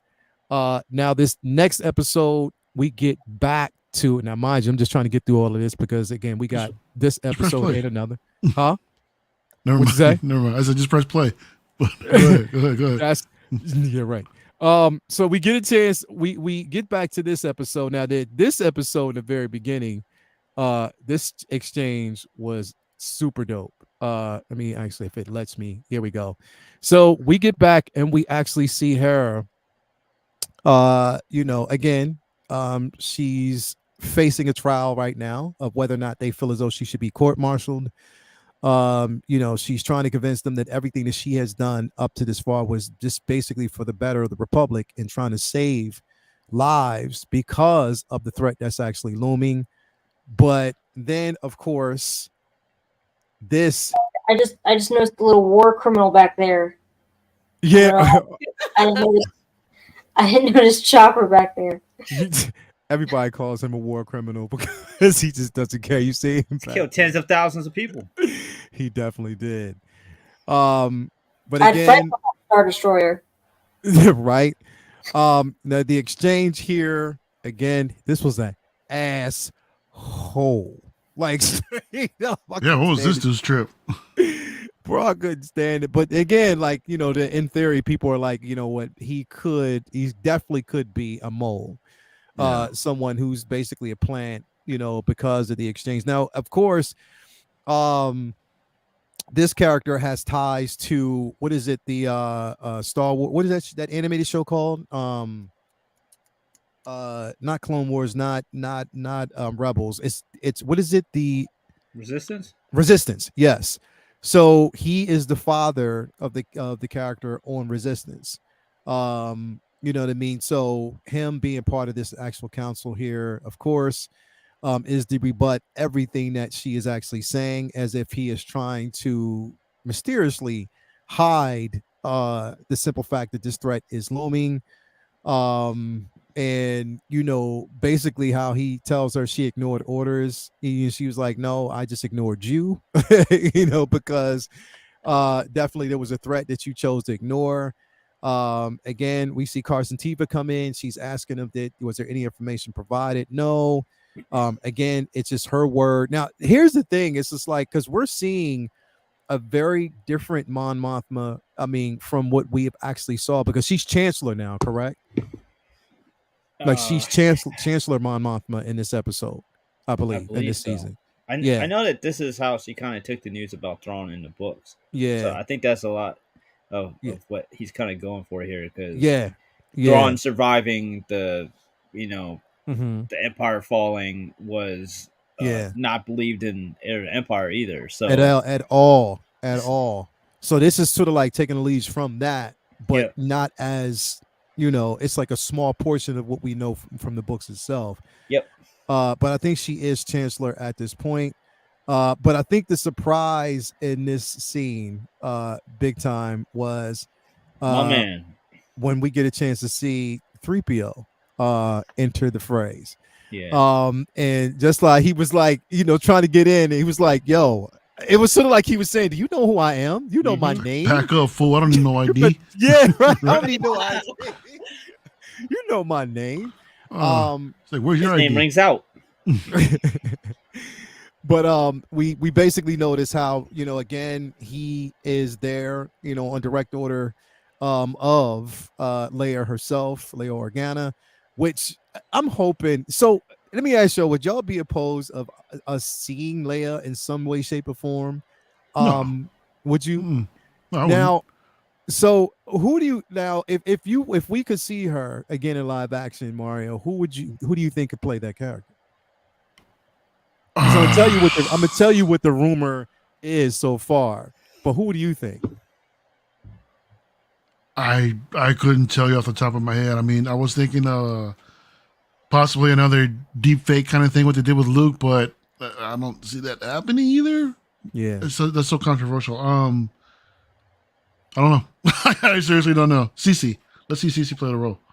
I was gonna say, I don't know if this is the rumor or if just so many people are trying to like manifest this to be a thing, but her daughter Billy, I think would be a good like shell, basically. Mm-hmm. Like I forget the guy's name. He's actually really good. Oh God! But the actor who played Tarkin in Rogue One. Oh like, yeah. Bone structure before anything else. So, I think Billy Lord would be a good choice. Now, see that I'm on the fence about that, honestly. Yeah. So the rumor is her, but there's also another rumor that I'm not too sure about, and I don't know how I would feel about it, but I would have to see. But the other rumor was Millie Bobby Brown. I've heard that as well. Yeah. I mean, I've heard not the rumor, but more people have suggested like she really looks like a young Carrie Fisher or Leia. Yeah, and it really heat up like last week when they were talking about, because people were talking about, and the rumor was that she did basically meet with Lucasfilms about a year ago, and there were talks about a secret project, but it was never mentioned. Again, right now is rumors. I believe it until I see it. I mean, Billy playing a role, if they deep fake, I just the deep fake, man. If it's done right, if they do it right, like they did Luke from Book of Boba Fett, then I'm like, okay, I can sort of see it. But again, I don't know. It just depends. But anyway, we get C-3PO here on behalf of Leia, letting them know that Leia was the one who gave Hera the order to go off on his secret mission to kind of just, try to find out what was going on in this particular region, in which also she had, said that she was surprised that, again, her vote was overturned when she wasn't there, which kind of shut dude up. Like he was like, yeah, nah, okay, all right, well, my bad. You know what I mean? Sort of like just keeping him in his place. Again, all charges were dropped. Sabine was then let go.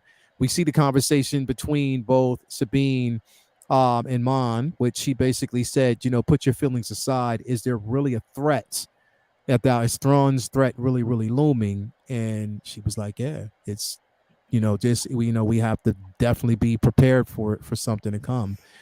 From there, we get the title card, but then we move into, again, seeing these beautiful Purrgil in this scene right here. I love that. But then we get to the training montage, in which I loved this training montage, getting a chance to basically see Ahsoka training. But then, when we basically get further up and we get a chance to basically see that this guy walking right past her had recorded, they say he recorded like what, over 20 videos 20. for her. Yep.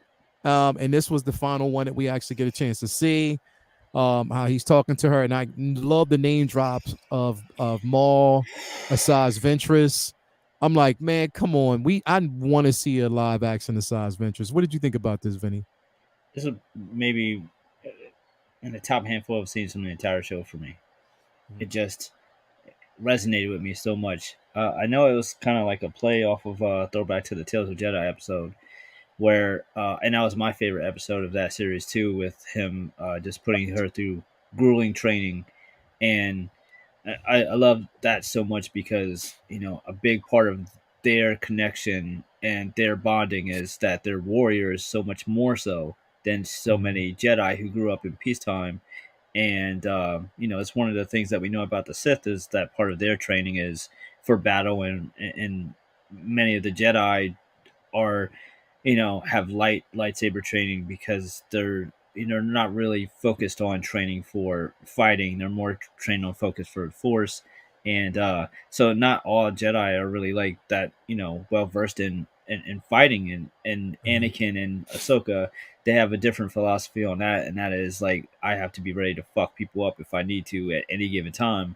So they're training. They're for Ahsoka. Anakin's training for Ahsoka, and similar to I guess Ben's for Anakin, or maybe Anakin just did a lot on his own. Is just like, you go hard. Like these, we might have to fight and kill at any given time, and him just there, like it gave me like Jor-El vibes from Fortress of Solitude too. Like Yeah. he's gone, and this is just a hologram. This isn't a Force ghost, but he's there. Like it's like it was heavy for me. It was like on some level, and this is probably like blown up, but like it was like playing a old voice memo or voice call from somebody who isn't in your life anymore, and Yeah. just like to remind you of them, and or reading something from somebody who passed. So Yeah. her keeping that connection to him and then fusing it with training, hitting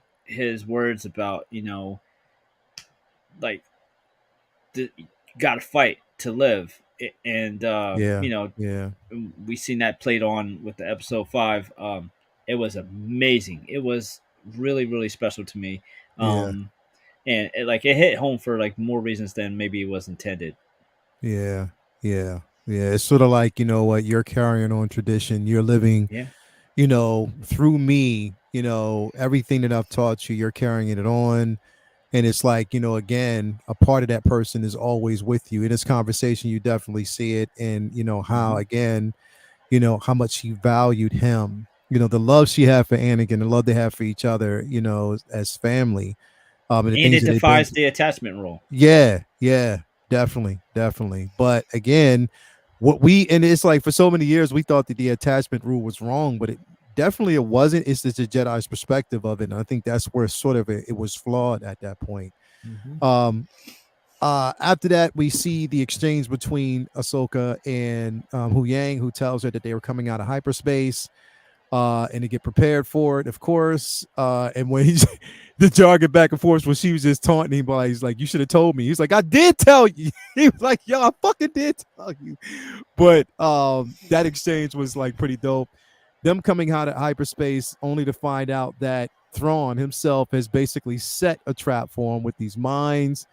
I loved how the Purrgil were navigating through these mines, the explosives, how the mines would actually attach itself to the target and just follow them. How they were basically, how Hu Yang was like, at least, they're kind of helping us at this point. But then you see like the Purrgil just like, yeah, we out. just left them on their own, in which they actually had to find cover after being chased also by the ships that were following them. We get basically back to the Chimera, the exchange between both Morgan and Thrawn, as she lets him know that the ship is there. And again, he's talking to. Let me see here. I want to get to this really quick. He contacts Enoch to let him know to get a squadron together. And then also, Thrawn saying he needed to enlist the help of the Night Sisters once again. We see that Sabine, once they are basically going through this field of this graveyard that is of dead Purrgil, Ahsoka once again uses the Force to try to contact Sabine through the Force, in which she does. We also see basically this exchange between both Ezra and now here's the thing that I liked about this scene was the questions were answered. People were like, well, how much would she tell him? So she definitely did catch him up to speed of what happened within the last 10 years of his Jesushood. So we did get a chance to see that along this way.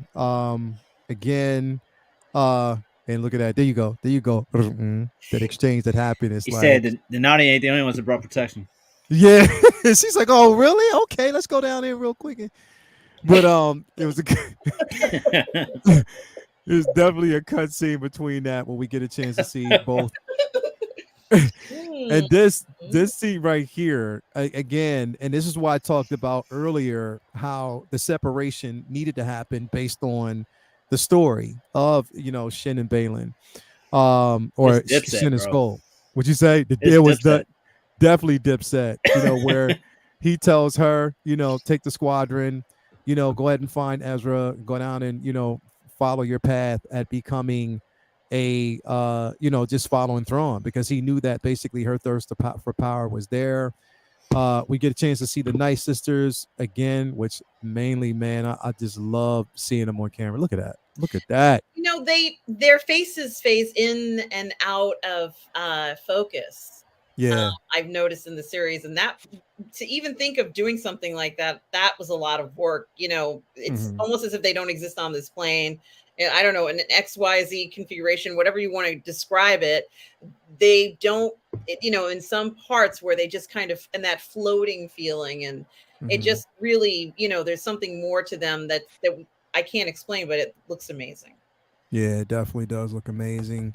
I just love just the crimson red. It looks so good on them. Like that, it really, really looks good. I love the costumes. And I'm with Beskar. If they give us this in figure form, I'm on it. Like, definitely I'm on it. They won't. But if they did, I'd definitely be on it if they gave us all three of them, because I would love to see the Night Sisters in figure form. But again, it was dope how they were using, Ahsoka's connection to the Force and how she was basically trying to find Sabine. They latched onto that glitch in the Force where they can actually find her. And I love that play, is they were able to basically target her through the Force. As Sabine had felt the presence of Ahsoka. Which I was wondering, like, why either she was unsure at that point, but why didn't she say, when Ezra asked, what was it? Why didn't she just say, I felt Ahsoka through the Force? You know what I mean? Like, Ahsoka's alive. But I guess she didn't want him to know that she thought he was dead. So that makes sense. I mean, that she thought Ahsoka was dead. So that makes a lot of sense. The reason why there was no conversation about it, as we found out later on. But again, they find and track Ahsoka, through the again through that graveyard of Purrgil, and they go on attack again. Ahsoka lets Hu Yang know, I know where she's at. So they basically go to find Ahsoka. Finds Sabine. But along the way, we see that definitely there's Shin and her horde waiting to attack. the individuals there. So again, they try to turn around and go. And this is when Balin tells her, to definitely go ahead and, follow your path at this time. Our paths are different. Again, Balin has a much deeper path. And I liked, if you look at this, like even right here, I wanted to kind of focus in on this part here. You see how, and Benny, you can tell how this does relate to Scroll and Hati, the North Messiah, the story, because hers is white, his is black. So then the separation kind of mimics what we know about the story. And that separation. So I thought that was, again, in a short amount of time, and it had to happen during this show to see the progression of the characters. But then we definitely see that again, they are on attack. Again, Ezra is trying to, help hold off this horde while, again, Sabine is shooting. One of the what do we call them again? What are the names of the creatures Nati. again? The Nati.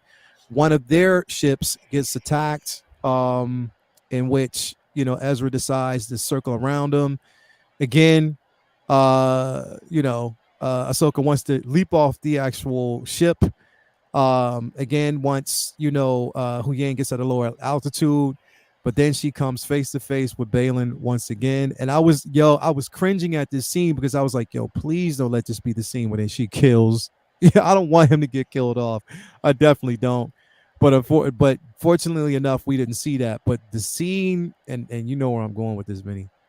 Once we get to that scene, man, this scene here, like just this stance in between right here reminded me so much of being in London and people trying to cut in front of Cece to deny her some food at the food truck. And she's like, yo, nah, B.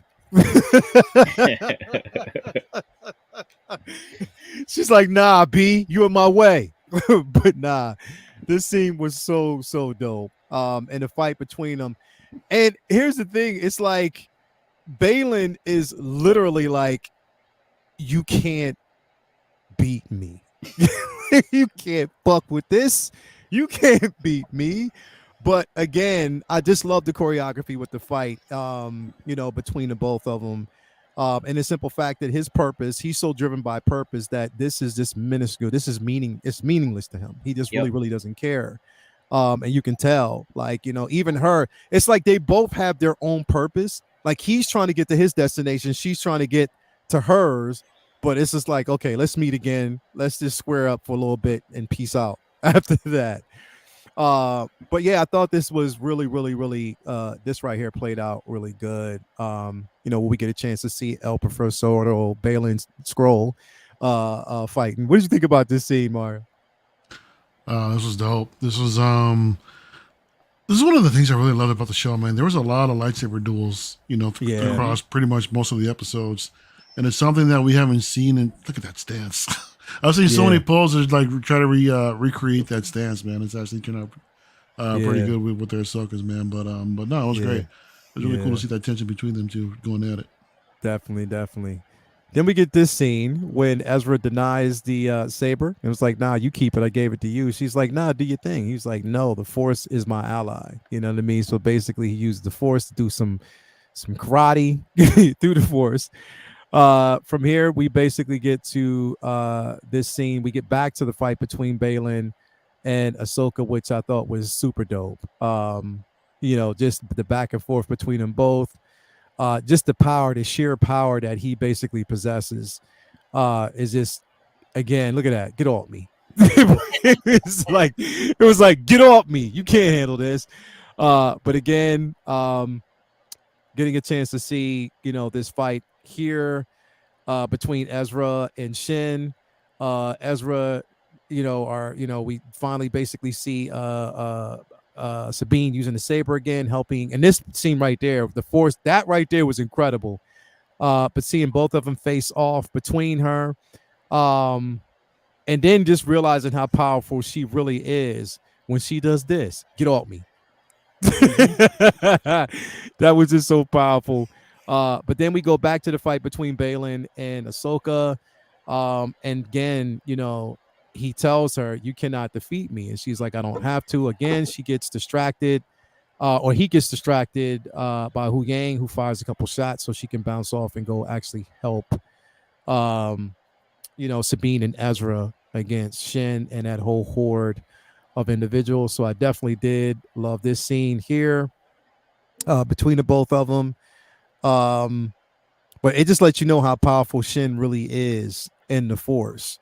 And how more, again, she's the superior over her, between her and Sabine. So I definitely love that. We get a chance to see some of the night troopers again in action. But then we see that Ahsoka comes to definitely help them all once again.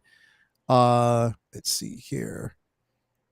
And this force push is definitely incredible here between we get a chance to basically see. Now here's the thing, and I was like, yo, Ezra would not kill the villagers. Like he did not kill them all. He was just basically like, trying to keep the peace. But with these troopers, he's like, nah, give me a blaster. I'm fucking them up. You know what I mean? Like, this is the way it was. But I liked this aspect of it at the simple fact that, again, he didn't want to use the saber, but we're seeing basically how strong in the Force he is with this. We get a chance to basically see, again, we go back to the ship.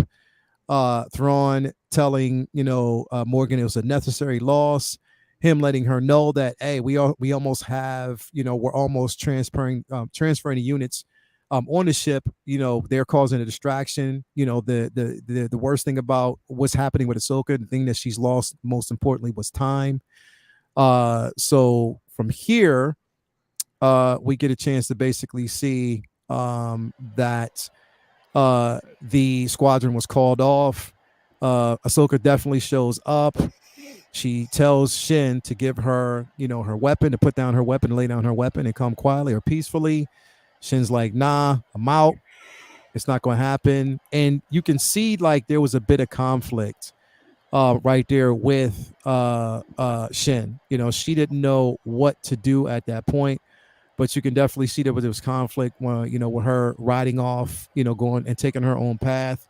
Do you guys think that there's going to be a redemption story with her? Or would you want a redemption story with her? Or do you want her to stay on this path of just being like an in-between anti-hero type of character on her own path?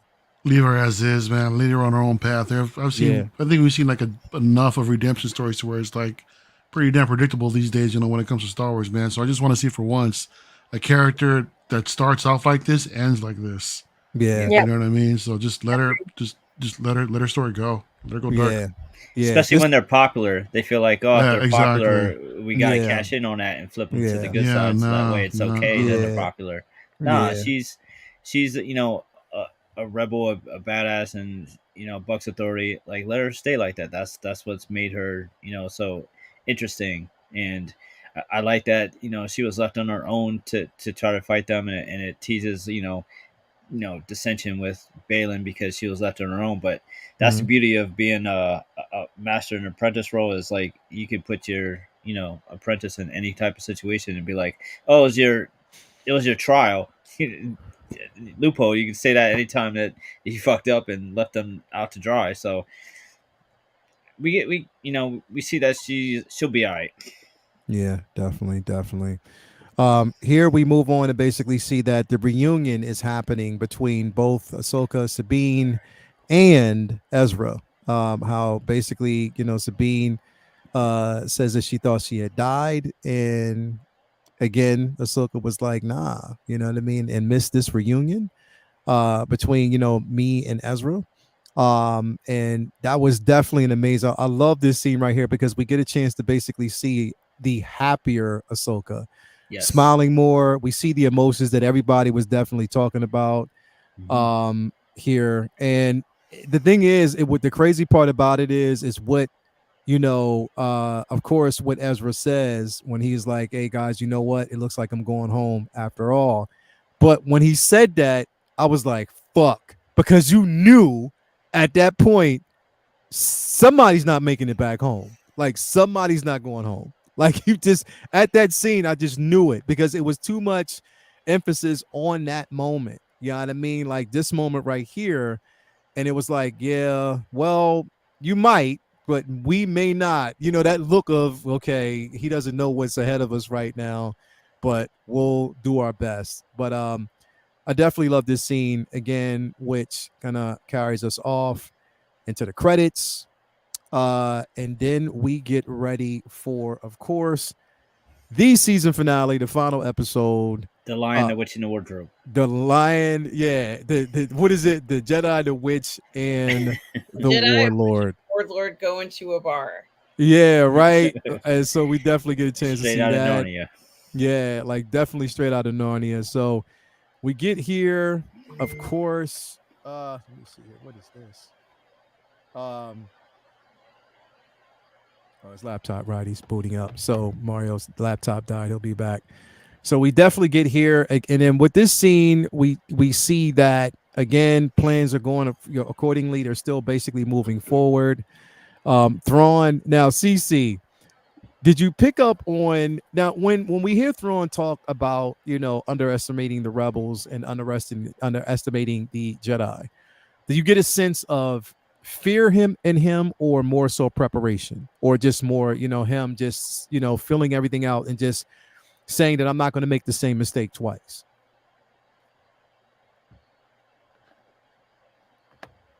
Is CC here? Yeah, she's here. Sorry, I'll still mute it. Definitely prep. I don't get fear. Also, it wouldn't surprise me if he thinks that, like, in his opinion, it wasn't the New Republic that beat him last time. It was like a ragtag group of rebels. If that makes sense. So, and it wouldn't, like, I think he sees them as a threat. He does. Like, that's hence the, like, leaving Morgan there or asking for, like, the soldiers to sacrifice themselves, what have you. I think he definitely sees them as a threat, which is smart. But no, I don't see it as like fear. I see it as like preparation, and like I think Vinny and a few of us have said, like, he's always several steps ahead. So that's what I took that to mean. Just more so preparation, and I got like more so preparation, but also frustration. That they're in the way. That he has to, mainly formulate a plan that's going to kind of help see his original plan through, just kind of like just get them off track. But it's like a waste of time. Like, we know that with Thrawn, time is always, even as patient as he is, when he has a plan, he wants to see it through. And I think the frustration that there's interference. But then we get this amazing scene right here, of course, when the Night Sisters, anoint Morgan for her, her commitment to making sure that they, were taken care of, and that they actually can get back to their home world. We see the chains, and then we also see the sword, bro. That blade, whoo, bro. Yes, hell yeah, incredible. It was an incredible scene, man. Definitely an incredible scene there. With basically, we know that that was the Dathmerian's sword of Maul's mother, who held it, which I basically still believe that her essence is still in that blade. So that was an amazing scene. So there's preparation there. Of course, we cut to the title track, and then we get back to Ahsoka. Now, this scene right here, which, again, there was a lot of hate for the simple fact that, Ezra didn't pick up a lightsaber.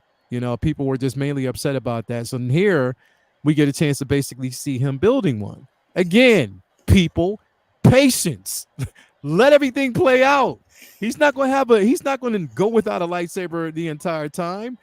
Just let it basically play out. I love what we got from this scene and the exchange between him and Hu Yang. How did you like the banter and him basically Hu Yang finding out that his master was actually Caleb, Kanan, Doom?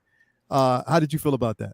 I thought it was good. I thought it was nice that he happened to have a leftover hilt piece, I guess, on the ship, and he was able to provide him with that and whatever else he needed. This might be the first time that Ezra has had so many tools available to him, And certainly Kanan was a fantastic master for Ezra, but now there's going to be a whole bunch of questions. Not that he got, a chance to spend as much time with Huang as he liked, but there's a whole bunch of questions that he can ask Huang that, Kanan could not answer.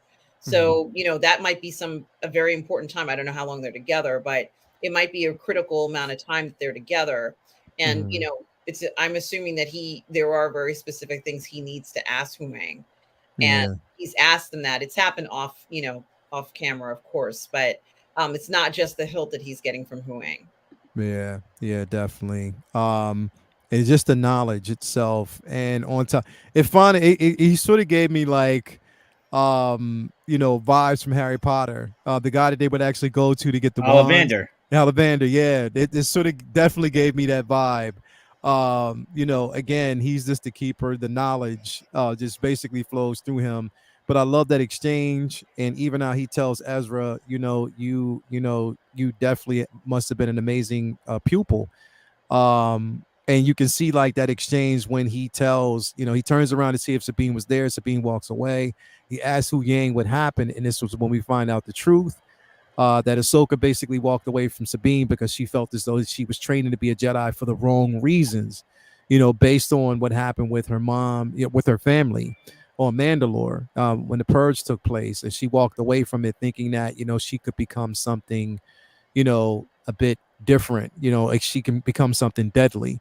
So I think that exchange between both Hu Yang and Ezra was definitely needed. And then we see Sabine outside talking to Ahsoka, which again, she got the confirmation that she needed that, Ahsoka wasn't upset with her.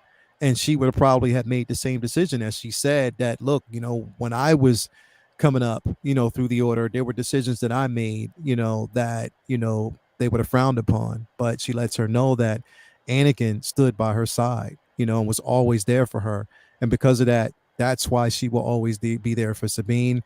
And I think that's what Sabine needed. Like, she needed to know that Ahsoka was there, and, no matter how many mistakes that she made, she was going to always still be there for her. What did you think about that, Cece?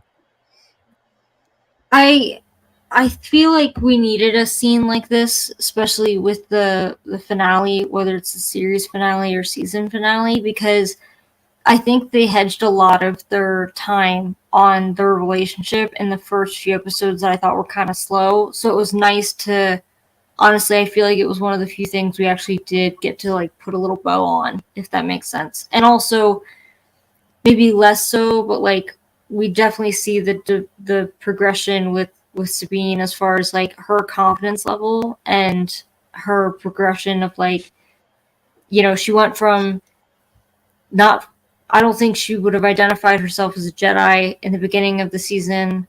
Like her training wasn't complete or not confident in the Force, couldn't use the Force. And while we haven't really seen that yet so far in this episode, at least, I think it's like she's gaining a lot more confidence too. And I think that they're both kind of like in their stride, if that makes sense. Yeah, like coming to their own as master and apprentice. Mm-hmm.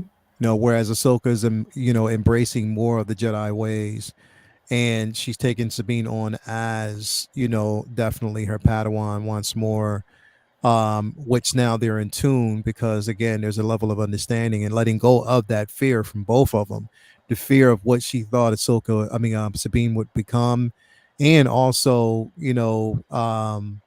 Sabine's fear of being left behind and feeling like she's alone. She's no longer alone. She's no longer by herself, which allows her to definitely progress as well.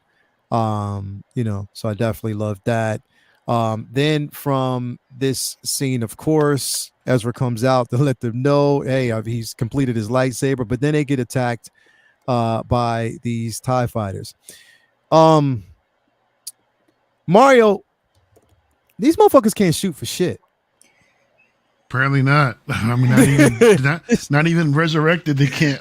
Not even resurrected, bro. It's literally a sitting duck. Yeah. Right. Yeah. Why why did Thrawn only send out 2 TIE fighters to take these guys out? Only 2. You know, I mean, he couldn't spare like a few more, maybe like 4, 6 Only 2. or so. I mean, only 2. Like, yeah, no problem. All I need is 2 to take them out. But nah, I mean, completely underestimated these guys. Yeah. And like you just said, they just completely can't shoot for shit. But they can't shoot for shit. Hey, man, our heroes got that plot armor, man.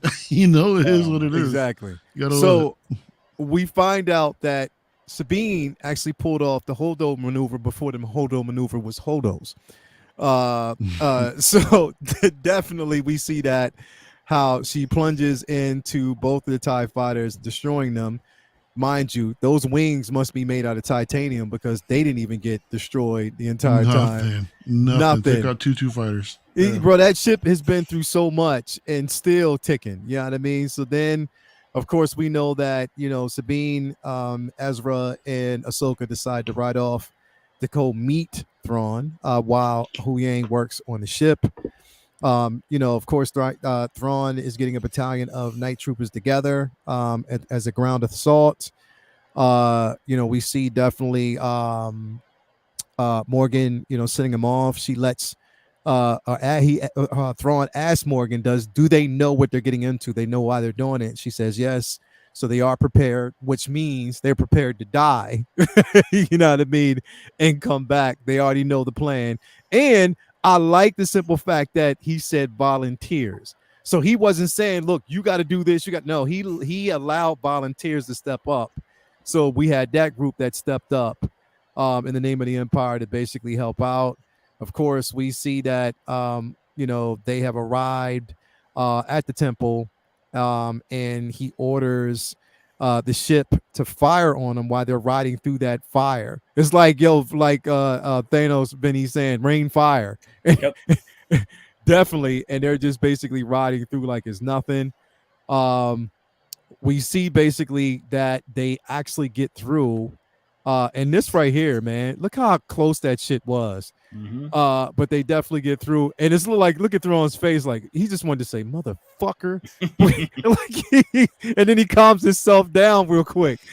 But that shit was funny. Hold on. I got to play it again. Like, watch his mouth. He's like, okay. Fuckers. Okay.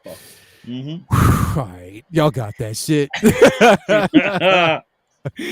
But then definitely we scroll down. We actually see that they are outside fighting. I love seeing all of them with sabers. Here's the thing.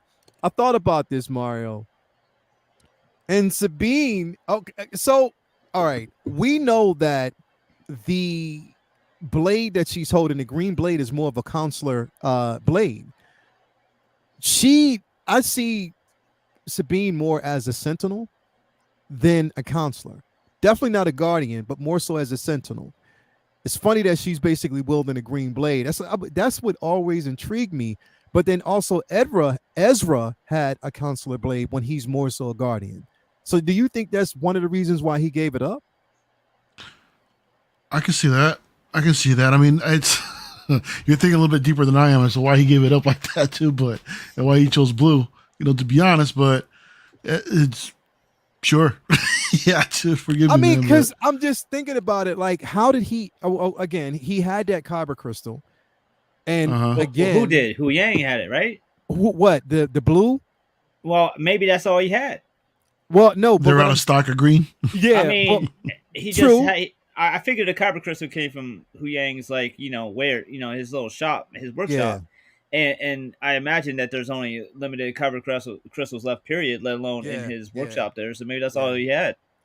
But what I mean is, like, wouldn't you? Because originally, but I guess, again, him giving Sabine that blade was him giving it to her, saying, no, it's yours now.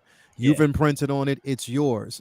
But I'm just like, Ezra, even in the very beginning, even through Rebels, having a consular blade, I'm like, how? I mean, I guess I don't know, because we know that Luke carries a consular blade, but he worked up to that level and how powerful he was. And that's what I always felt, that, maybe, it fits, like Ezra having the blue blade, but then giving the consular blade to Sabine, who I think is more so a sentinel. Again, I'm just thinking way too much. Don't worry about it. I'm just saying. That's the only thing that kind of just freaks me out when I look at it. I'm like, yo, is this the wrong blade? But anyway, She might switch it up when she loses a hand and then gets, has to rebuild a lightsaber. Yeah, probably. But then we see that Ezra still has his skill. Love that. I love, and then how pretty much Ahsoka commands, or she's basically just leading the front, telling Sabine to use her blasters instead of using the blade because she knows she's not as proficient yet. So I definitely love this entire scene here. And there's that pose. That's the pose. That's the money shot right there. I love this pose. It's incredible. We do see the Night Sisters again. Once Sabine and Ezra actually on their way up to the steps, we see that the Night Sisters. This scene is so dope. It's amazing. So fucking dope. We see that they are reanimating the troopers, bringing them back. And I was like, yo, that is a nice callback to fans who have been wanting this for the longest time, including Mario. So they definitely gave you what you wanted, Mario. Zombie troopers, man. Yeah, bro. You already know they gave you zombie troopers. We see basically how, when they're trying to escape, they're going up the steps. Sabine is basically more proficient with the blade itself. It's her training. How Ezra said it's some nice moves. So she did, she has some skill, whatever. But then here, I felt sorry for fucking Morgan when she was told to stay behind. I wanted her to go. Anyway, I don't want to get too ahead of myself. But what did you think about this? Did you more so empathize with her at this point? Yeah, she didn't need to go out like this. And I think she deserved better. It's pretty much, I think a good portion of the reason why they're there is because of her. Mm-hmm. She's been, I guess, receiving messages from the Night Sisters, but they sacrificed her, and I feel like she deserved better. And also, I wanted to see more fights from her. Honestly, we did get one, or two, but she has a lot more to give as far as I'm concerned as an actress, and a martial artist. So I think we kind of could have gotten a little bit more from her, and it was sad to see her go. But I guess they felt she had served her purpose. Yeah. Definitely, but I just didn't want her to go. I thought she was such an amazing character, but her stand behind, and then when he was like for the Empire, then she waits him and as he walks away, she says, "Nah, for Dathomir." I was like, "Yeah, that's right. That's what I'm talking about." But then we see these two, in which I forgot all about. Those were the two Death Troopers that flanked Thrawn from Rebels. Now we know that the motherfuckers are dead. So, yeah, like there's a lot going on here. But anyway, they get up the steps. We see that Morgan is ready to face off against Ahsoka. Ahsoka tells both Sabine and Ezra, go ahead, go on further. I'll basically handle this. And I'm going to tell you like this fight fucking scene, this choreography, Vinny, bruh. Right here? Yeah. Look at that. This was so dope. I ran that back a couple times. Everybody knows I'm a martial arts head, and they was getting busy. Yeah, they definitely got busy with this scene. Mario, we got to see this at Disney, bro. They got to bring them both. They got to put on a show in Disney, bro. No doubt. They definitely got to put on a show. But we see basically during this fight, as we move forward, we see that both Sabine and Ezra are facing the Death Troopers. Again, that Hangmaker was like, yeah, fuck you. So we definitely see that. Let me see here. Leo, hold on real quick. Yep. I think Arum's got a dip. Okay. Definitely, I just saw, because I'm back behind the scenes. Sorry about that. Arum, you got to step out. I do. I have to take my mom to the doctor in the morning. Okay. So I apologize. It is 12:30 almost. Yeah. Trying to get to these 3 episodes is crazy. We're almost done, but yeah, I know you got to step out. But I had a great time talking about these episodes with you guys, and likewise. It's been so much fun talking about this series. It's a very unusual series, and I think if they can give us something with this production quality, I think over time they can perfect what they give us, and hopefully more fan events like they did. So thank you everybody for tonight. It was fun. As always. And make sure if you always a haven't pleasure. already, follow over there at Positive Fandom on her page. Where you at right now? How many you at right now? I have 1,410 subscribers. Let's All right, go. come on. All right. Come on, let's All right. go. Let's Yeah. go. Let's get her to 2,000 I real could quick. use some more subscribers. Yes. Come on, if you haven't already subscribed to make sure that you definitely do. Thank you for They're being to a here, as million, y'all. always. Come on, let's make it Get to a happen. million. Let's No go. doubt. Let's go. But anyway, thank you for being here as always. Thank you. And bye, everybody. Have a good Good night. night, Sabine. All Have a good right, night. see you later. Bye, Sabine. Keep Ezra warm. I will. I will. Oh, I'm gonna. Oh, yeah. Yeah, it's happening. All right, see you later. Definitely All right, see good you night. later. All right, so anyway, we're getting back here. We see that both Ezra and Sabine or basically Thrawn is getting ready to basically dock with that the hyperdrive itself. We see the fight between Morgan and Ahsoka still happening. Now, this right here, I know this was something that I heard a few people were like not upset about, but were questioning. And what I want to ask everybody is like, how did you feel, Mario, about Sabine tapping into the Force and being able to finally use the Force to claim the saber? How'd you feel about it? I think it was about time. I think it was actually time for it to happen. Yeah, I'm sure we were bound to see it at some time. yeah. But then later on, when she gets a little cocky with it, I'm like, oh, hold on. Slow down a little bit. You just barely got your lightsaber. Now you want to jump all over the place. Hold on with that. So Yeah. But no, I think this needed to be established. So now we see that she's actually force sensitive and still, she still needs to learn how to wield the Force properly. Yeah. But no, I was cool with this. Yeah, definitely cool with that and how it happened. Getting a chance to basically But to see the dead troopers like underneath that mask. Just bro. That was dope, Bro. That It was dope. so Mario. You know what I'm gonna ask you, right? Of course. Yeah, two of them. You already know, dude. Yep.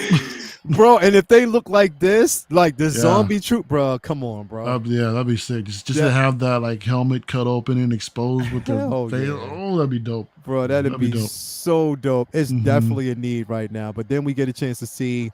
I like how they did the whole pull behind the band so you don't actually see the head get sliced off. This is Disney. So they want to keep it that way.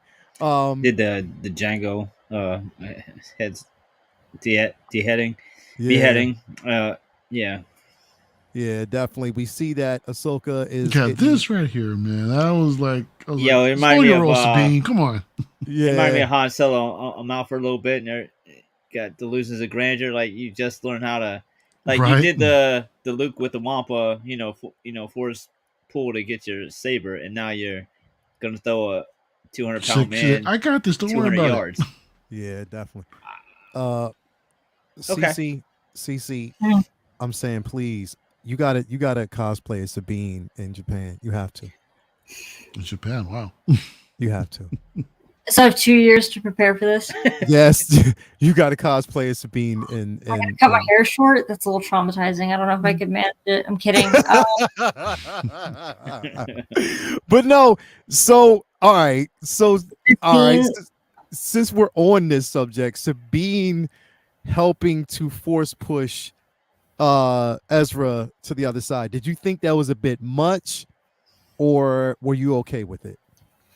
Not okay. I mean, the lightsaber I get. Like the second it starts wobbling, I'm like, shit. Like she's gonna do the thing.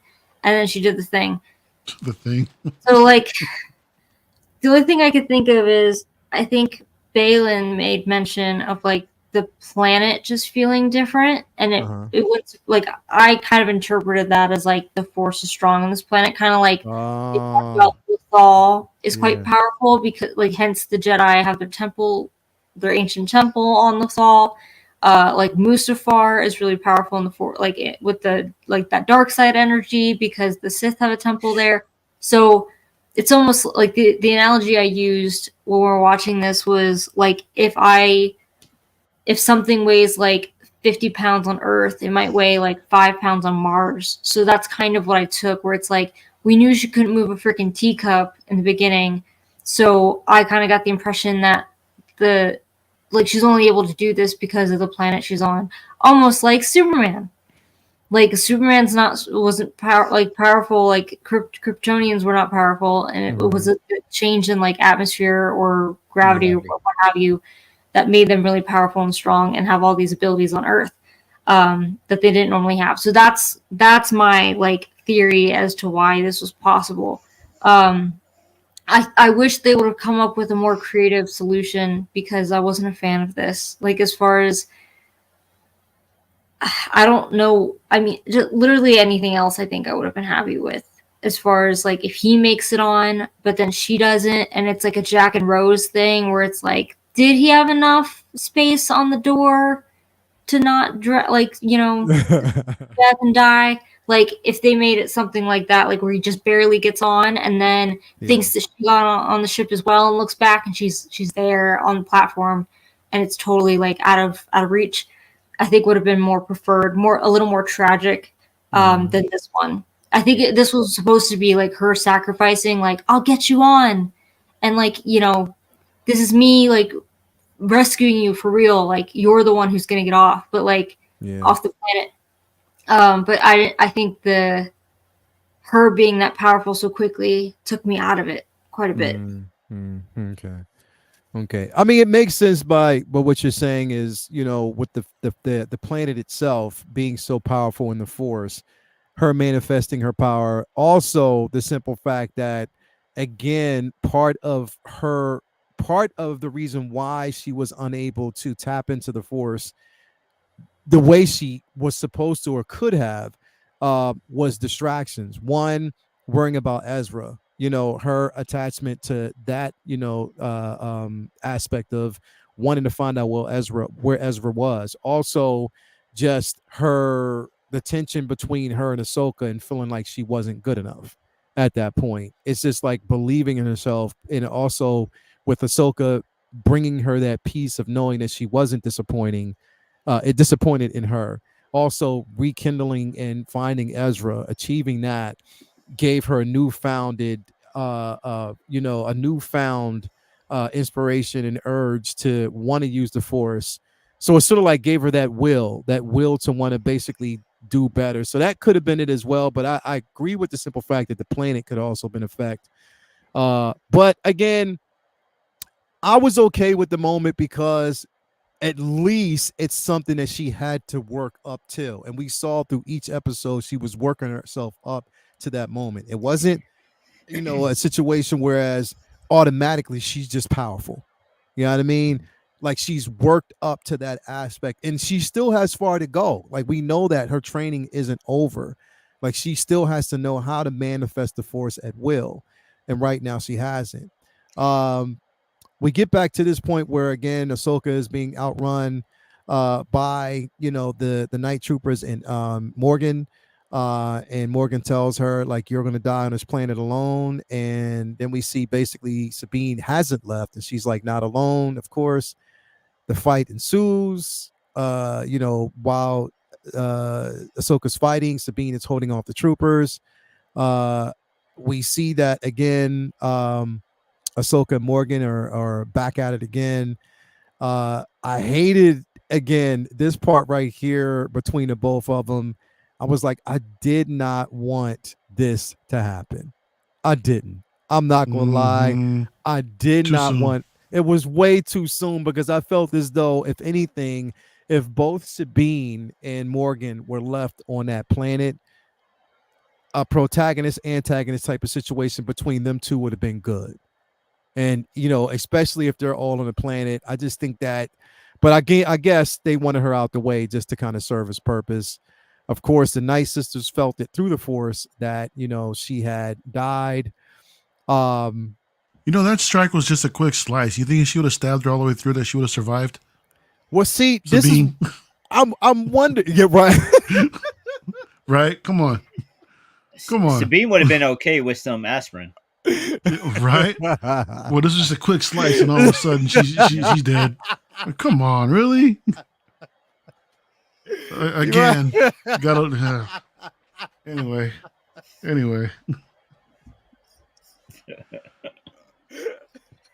I forgot about this shit, bro. I I don't know, yo, for real though, we might see Morgan back with some, Fennec Shan Robo Guts. You don't know, right? But I would think that the Night Sisters would sort of like help reanimate her. But is it that she might have actually lost? I don't know. It's come back like Lady Stoneheart in Game of Thrones. Oh yeah, yeah. But you know what? When I thought there was potential for that, immediately that went away. When this whole thing went down, bro, I was like, yeah, ain't no potential for she ain't coming back from that. Never mind. Yeah. No way she's coming back from that. What did you? Okay, so Cece, what did you think about your boy's speech at this point? I liked it. I wasn't like blown away like I have been with prior monologues that we've had recently. Like I'm thinking of Andor. But it was satisfying to see that scene from the trailer, which Vinny wouldn't know, but like the scene of him walking forward and you just see the back of his neck. Yeah. Yeah. So I like it when he wins. I don't know what else. And he won. And definitely that basically he won. He had to. It would have been so frustrating if they didn't, because then you would have had to like, sell people that, okay, this person who lost is worth doing a whole movie on. Yeah. Dang. And I don't know if you guys talked about it already, because I'm sorry, I was responding to a Facebook message.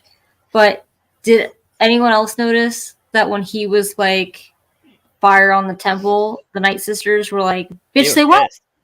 Yeah, they were like, she was like, fucking come again? What? Yeah, like the whole like looking at him like, what so what you say? Like, do what? Our temple, the temple that's sacred to us, you're saying fire on it? But that they did it. You know what I mean? And it happened. But I do love when he was like, long live the Empire, and just went into hyperdrive and just left him behind. And he name dropped Anakin, which I like. Yeah. He mentioned like he knows that Ahsoka is the Padawan of Anakin Skywalker. It makes me wonder if, like, I've seen people in the comments tonight saying like they'd love a Thrawn series, like showing his origins and stuff like that. I don't know if I need a series, but what I would like, and I hope this opens the door to it, is whether it's in the movie. Presumably, I'd prefer a season, another season, honestly. Because I feel like if they name drop the kind of stuff in a movie, people are going to get a little confused or lost. But it was implied in the canon novels that he suspected that Vader was Anakin. So because he worked with Anakin during the Clone Wars, and then also worked with Vader, obviously. So I hope they explore something like that. Yeah. Yeah. So basically him knowing that she's Anakin's Padawan, but then also knowing or finding out Vader's fate, or Anakin's fate. And that's I can't wait to see what's going to happen next. Yeah. Definitely I can't wait. Anyway, they jump into hyperspace. Again, you can see basically the clear discuss, but also it's like, you know what, it is what it is, as they basically return back with this camp, because again, that seems to be the only life on the planet. But I do love the simple fact that we finally got the Morai there. We got a chance to basically see that, because I was wondering, are we going to ever see it? Yeah, bro, I was like, are we going to ever see it? And the great thing is the Morai might be the connection to lead her to what Baylan is, where Baylan's at, which is now, I think, well, she's always known that planet she was drawn to that planet for a reason. We did actually move over to Shin, who then basically picks up the saber with these villagers, as if she's like, I will lead you now. Yeah, definitely know who I am, which makes sense. You see this? This is better than a gaffy stick. Come on. Let's go, right? Let's go. But this right here was so dope. Yep. It was Angela. Exactly. The Argonath from Lord of the Rings. Oh wait, that's a different thing. Sorry. Right. But no, I was blown away because Remind me what we're looking at. He's looking at light. You don't know what you're looking at right now? No, I remember seeing this. I'm like, what's the significance of this? What him being on? Okay, so that's the father, bro. It's the gods of Mortis. The gods of Mortis. Oh. Yeah. That's the father. Look, that's the father, the son, and the daughter is missing because no, the daughter's Amora, isn't it? No, the daughter's in Ahsoka. Daughter's in Ahsoka. The light's in her. Yeah, the light is in her because remember she sacrificed. No, Charlie didn't fall asleep. Yeah, yeah. So, definitely we see that. Let me see here. Give me 1 second. I just got an email. Let me see. Give me 1 second. And then of course it's presumed like father's pointing to Abeloth, so should be very interesting. And then I love like that's what's that they had the balls to the gods of Mortis there. It's amazing. Yeah. And it also opens the door to like that could be a third way home if they can't get back another ride with the Purgo, that they don't have the hyperdrive. What if they're able to transcend space and time and go home via Road Between Worlds? Yeah. Hey, we're down. Stream is down. Oh, hold up. It looks like it's up again though. Is it down? I say in the chat that it's down. Is it down? Hold on. Let me see. Busted. Hold up. Wow. Stream is suspended for policy violations. Yeah. Hold on. Let me see. No, I still see. Oh, hold on. It is down. Yeah. Hold on. Let me see. Give me a sec. So let me just stop this and. Well, because the replay will still happen, right? I'm pretty sure. Yeah. So the replay is still basically happened. So I'm just wondering because I remember we were down before and then it came back. All clips were short and mostly still frames. Well, all long time YouTubers. Can they still hear us though? No, I don't think so. But they will later. They will later. Oh, let me see here. We're back. Nope, we're back. So we are back. We're definitely back. All right, cool. So we're back. Yeah, the cops came and knocked on the door. We said, "My bad, we'll turn it down." So anyway, my bad, we'll turn it down. They left. We're back. We're good. So we are back. We are good. So anyway, they knocked on the door and said, "Y'all got to stop." So we cut it off. Anyway, so what happens from there? Again, Mario. What we were actually seeing was again the daughter. Well, parts of the daughter, the father, and the son. Mm-hmm. And the father basically pointing to where there was a light, like a beacon, which could basically mean one of two things. Either it's the son that's been calling out to him, or it's Abeloth.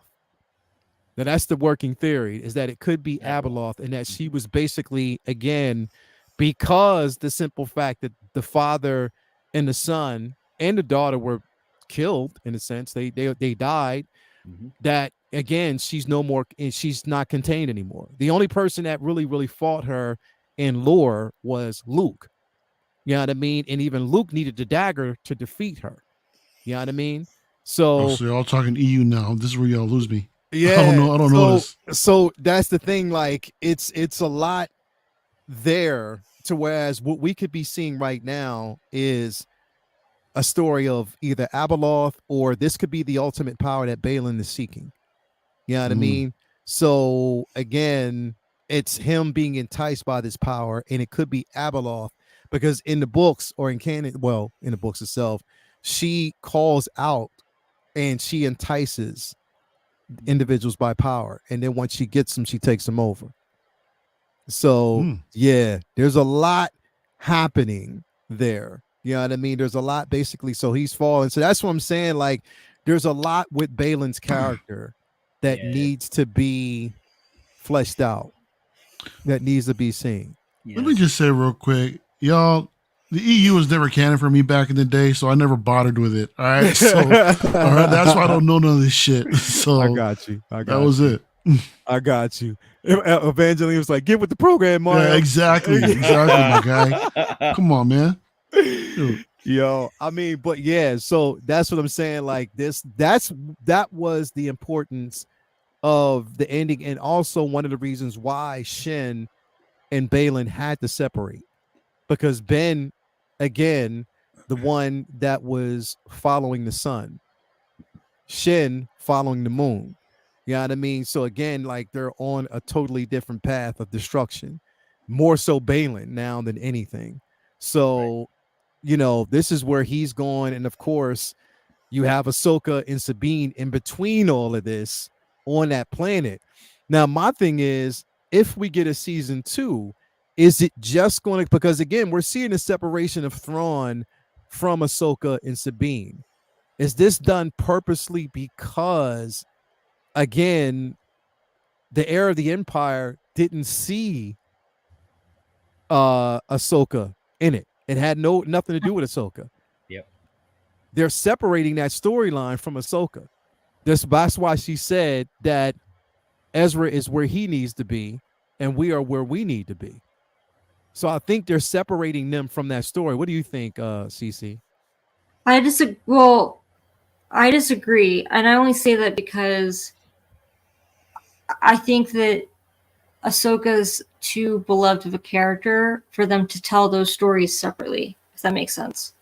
Because there's a few people who could assist with like the fight against Thrawn, right? But that's like who we've seen so far.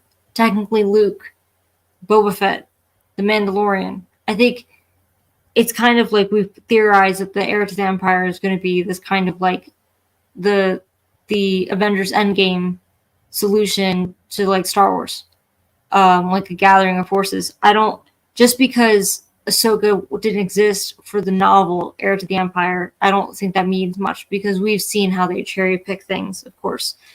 And because like there's even a character that's pretty significant in the Thrawn novels that they haven't talked about yet, so we have no idea if we're going to see that person. So I think it's their way of dragging out a story if it means we get a second season.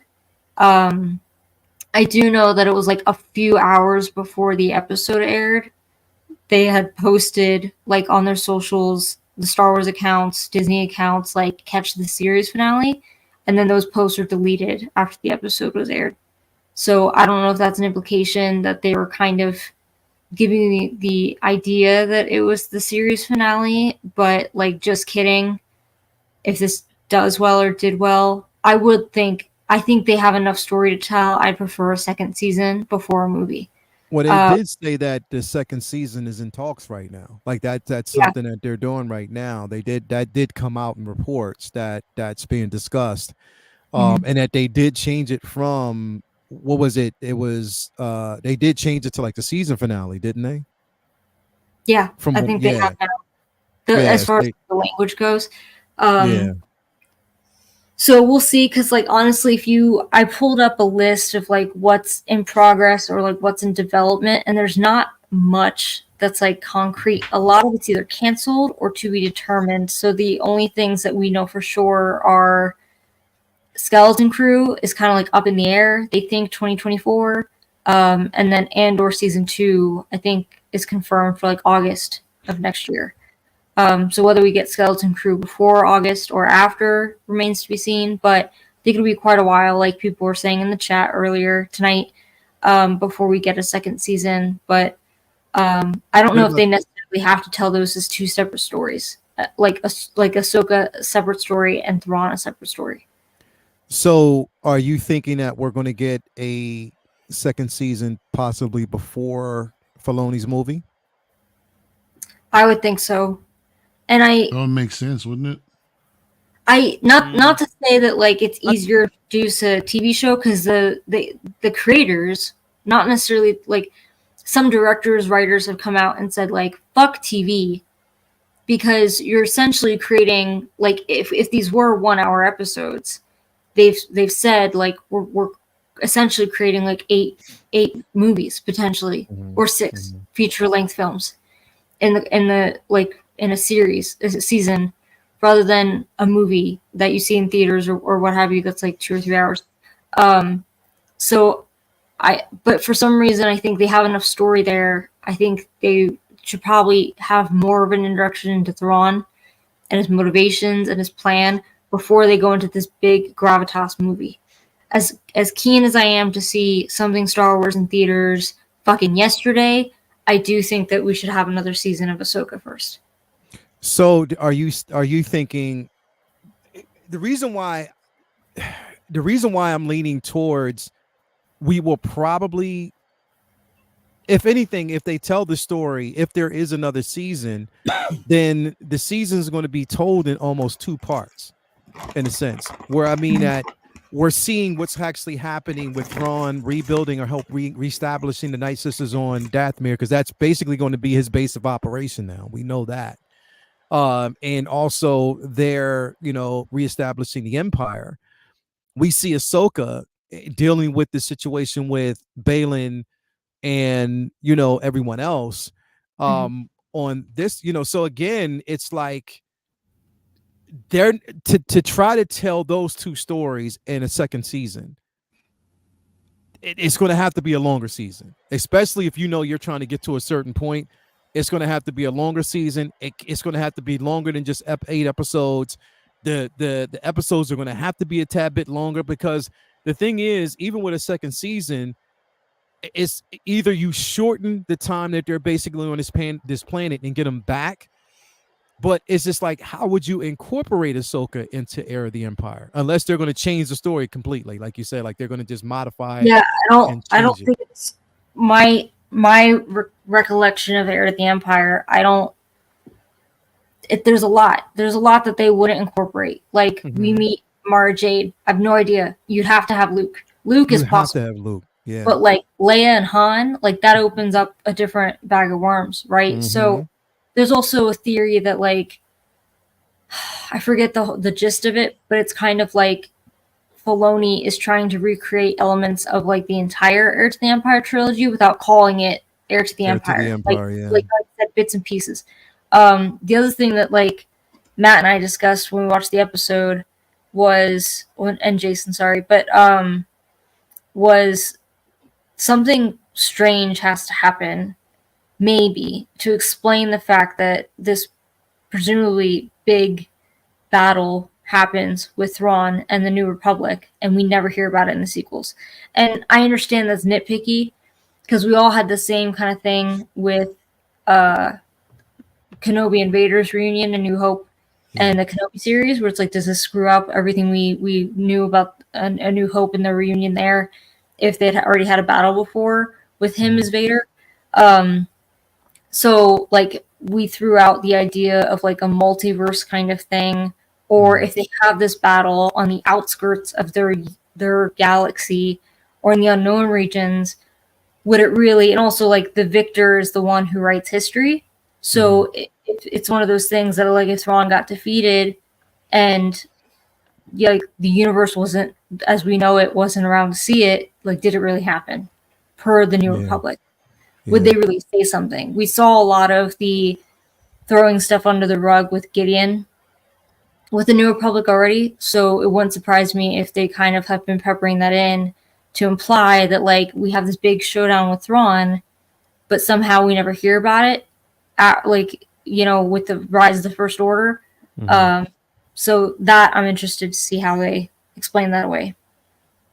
Yeah, I'm just, I mean, the thing is, it's like you can't, and we know, like, the translation from books, to live action, source material to live action, there's a lot that's going to be cut, because again, that story was told over time, and there is a lot that's probably going to end up on the cutting room floor because they can't really incorporate a lot. But there are characters that they must incorporate. You know what I mean? That would make it what would make sense. I mean, again, you're talking about Luke. Also, we know that Leia was very important. Bro, I think he's just taking the title. You think he is? I think it's like Civil War or whatever, where they're just like, this is a famous title that, Age of Ultron, that matters. all that Age stuff, of Ultron. Age of Ultron has shit to do with Age of Ultron. Exactly. And it was just a title.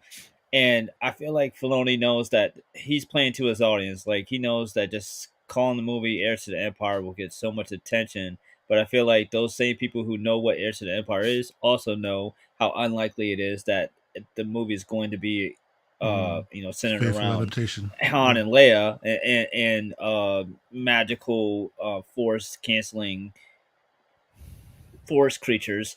Yeah. We ain't gonna see all that shit. We're gonna see them take the Mandoverse and adapt it into parts that he liked of Heir of the Empire, including Thrawn and maybe Luke. I feel like he'll bring in Luke, but I feel like he'll replace Han and Leia shit with Mandoverse. With Ahsoka and Sabine and all them. I feel And he'll like definitely plug them in. replace Jason with Jason. probably with Ezra. Yes, I feel like that. I feel like it's just going to be basically, because technically, like I recently am reading that trilogy, like, and that Heir to the Empire book, like, I hate to say it, but not a lot happens at all. Like, not much happens in that book at all, and certainly not enough that's would be a resolution for anything that's going on now with Star Wars at all, because all those characters are off doing completely different shit than they're doing in that book. So it would have to be pretty much cherry picked parts that he liked, Thrawn and Luke, and then just retell it. I feel like he's just going after the that's the name brand title that would get a lot of attention. Just because I did not expect, popular, bro. I did not expect that story at all. Like it doesn't even have an ending. You know what I mean? There's not a lot to like. The second book is so far like even it's much better. I feel like, and there's it'd be really hard to translate that story, despite how great Thrawn and Luke is in it. But I feel like it's just gonna completely tell his own story and just use the title, which is fine by me. Like, yeah, it's fine by me, but I don't expect to see it like that book on screen. Well, no, we're not going to see the book. It's impossible like, to really see that interpretation of the book on screen because we know that there were essential characters. For them just to basically try to shoehorn a Mara Jade in like that, it's not going to make sense right now. It's not going to make sense. And the premise could be replaced pretty relatively easily. I mean, Thrawn is basically trying to rebuild the Empire, which is basically what he's doing here. And one of the goals is from people like, okay, so instead of I forget Baelth, instead of Baelth going after Leia's unborn twins, it could be just other Jedi. Like it could be Jason. You know what I mean? It could be Ahsoka herself, like recruiting Jedi could be the point, not necessarily Leia's kids. You know what I mean? So it could be any of that. So I feel like there's going to be just like a transition where like, okay, instead of this plot point, we just do it with these people, because there's no way you're going to have the Han and Leia in it like they were in the books. It's just I just don't see that being viable. And but I would hope that they'll work Luke into it and make that an important part of it as well, because we all want to see Legends Luke. Mark, are you over there flexing, bro? You flexing, bro? What are you talking about?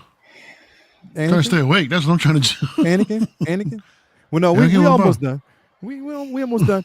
But no, so to end this off. So basically, do you guys think that Ahsoka makes it back into this known universe and becomes a part of Heir of the Empire? Yeah, the owl will lead her to. Yeah, they'll all get home. Okay. And do you think Baylan stays? Shin comes back with them? Baylan dies. Okay. Yeah, that could happen. That can happen. Yeah. Anyway, great show. We are like almost 3 hours in. We had a lot to cover. 3 damn episodes to cover. Shit. I'm never doing this again. Never.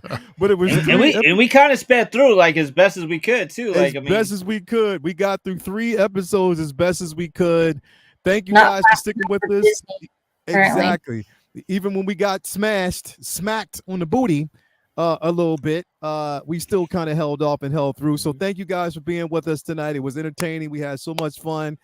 We'll just have to wait and see what's going to happen. What about Acolyte? Are they still doing that? Yeah.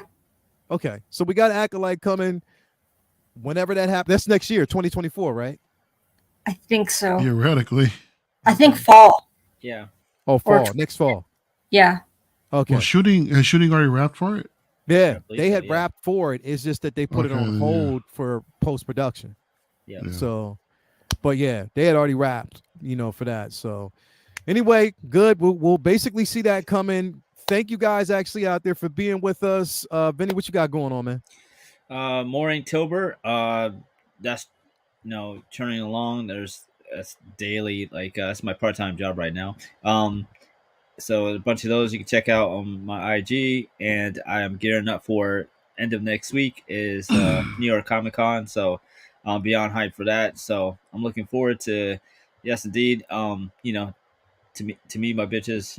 Record at New York. Danger Room. Yeah. No, Mark tried to get me to cosplay as Professor X. Like, no, but nice try though. Maybe another time, but definitely looking forward to that. So New York end of next weekend, so I'm hyped for that. I just watched Loki, so I'm looking forward to. We got done Ahsoka, now Loki's on and that's prime time too. So We'll talk the good about news that is next it looks Monday. like, I love that. Like it looks like okay, Ahsoka wasn't a one-off thing having primetime slot, so it looks like they finally got it that nobody wants to wake up Early in the morning. at 3 a.m. and West Coasters don't want to have to stay up to midnight to watch these shows. So I'm all for it. Definitely, man. Thank you for being here as No always. doubt.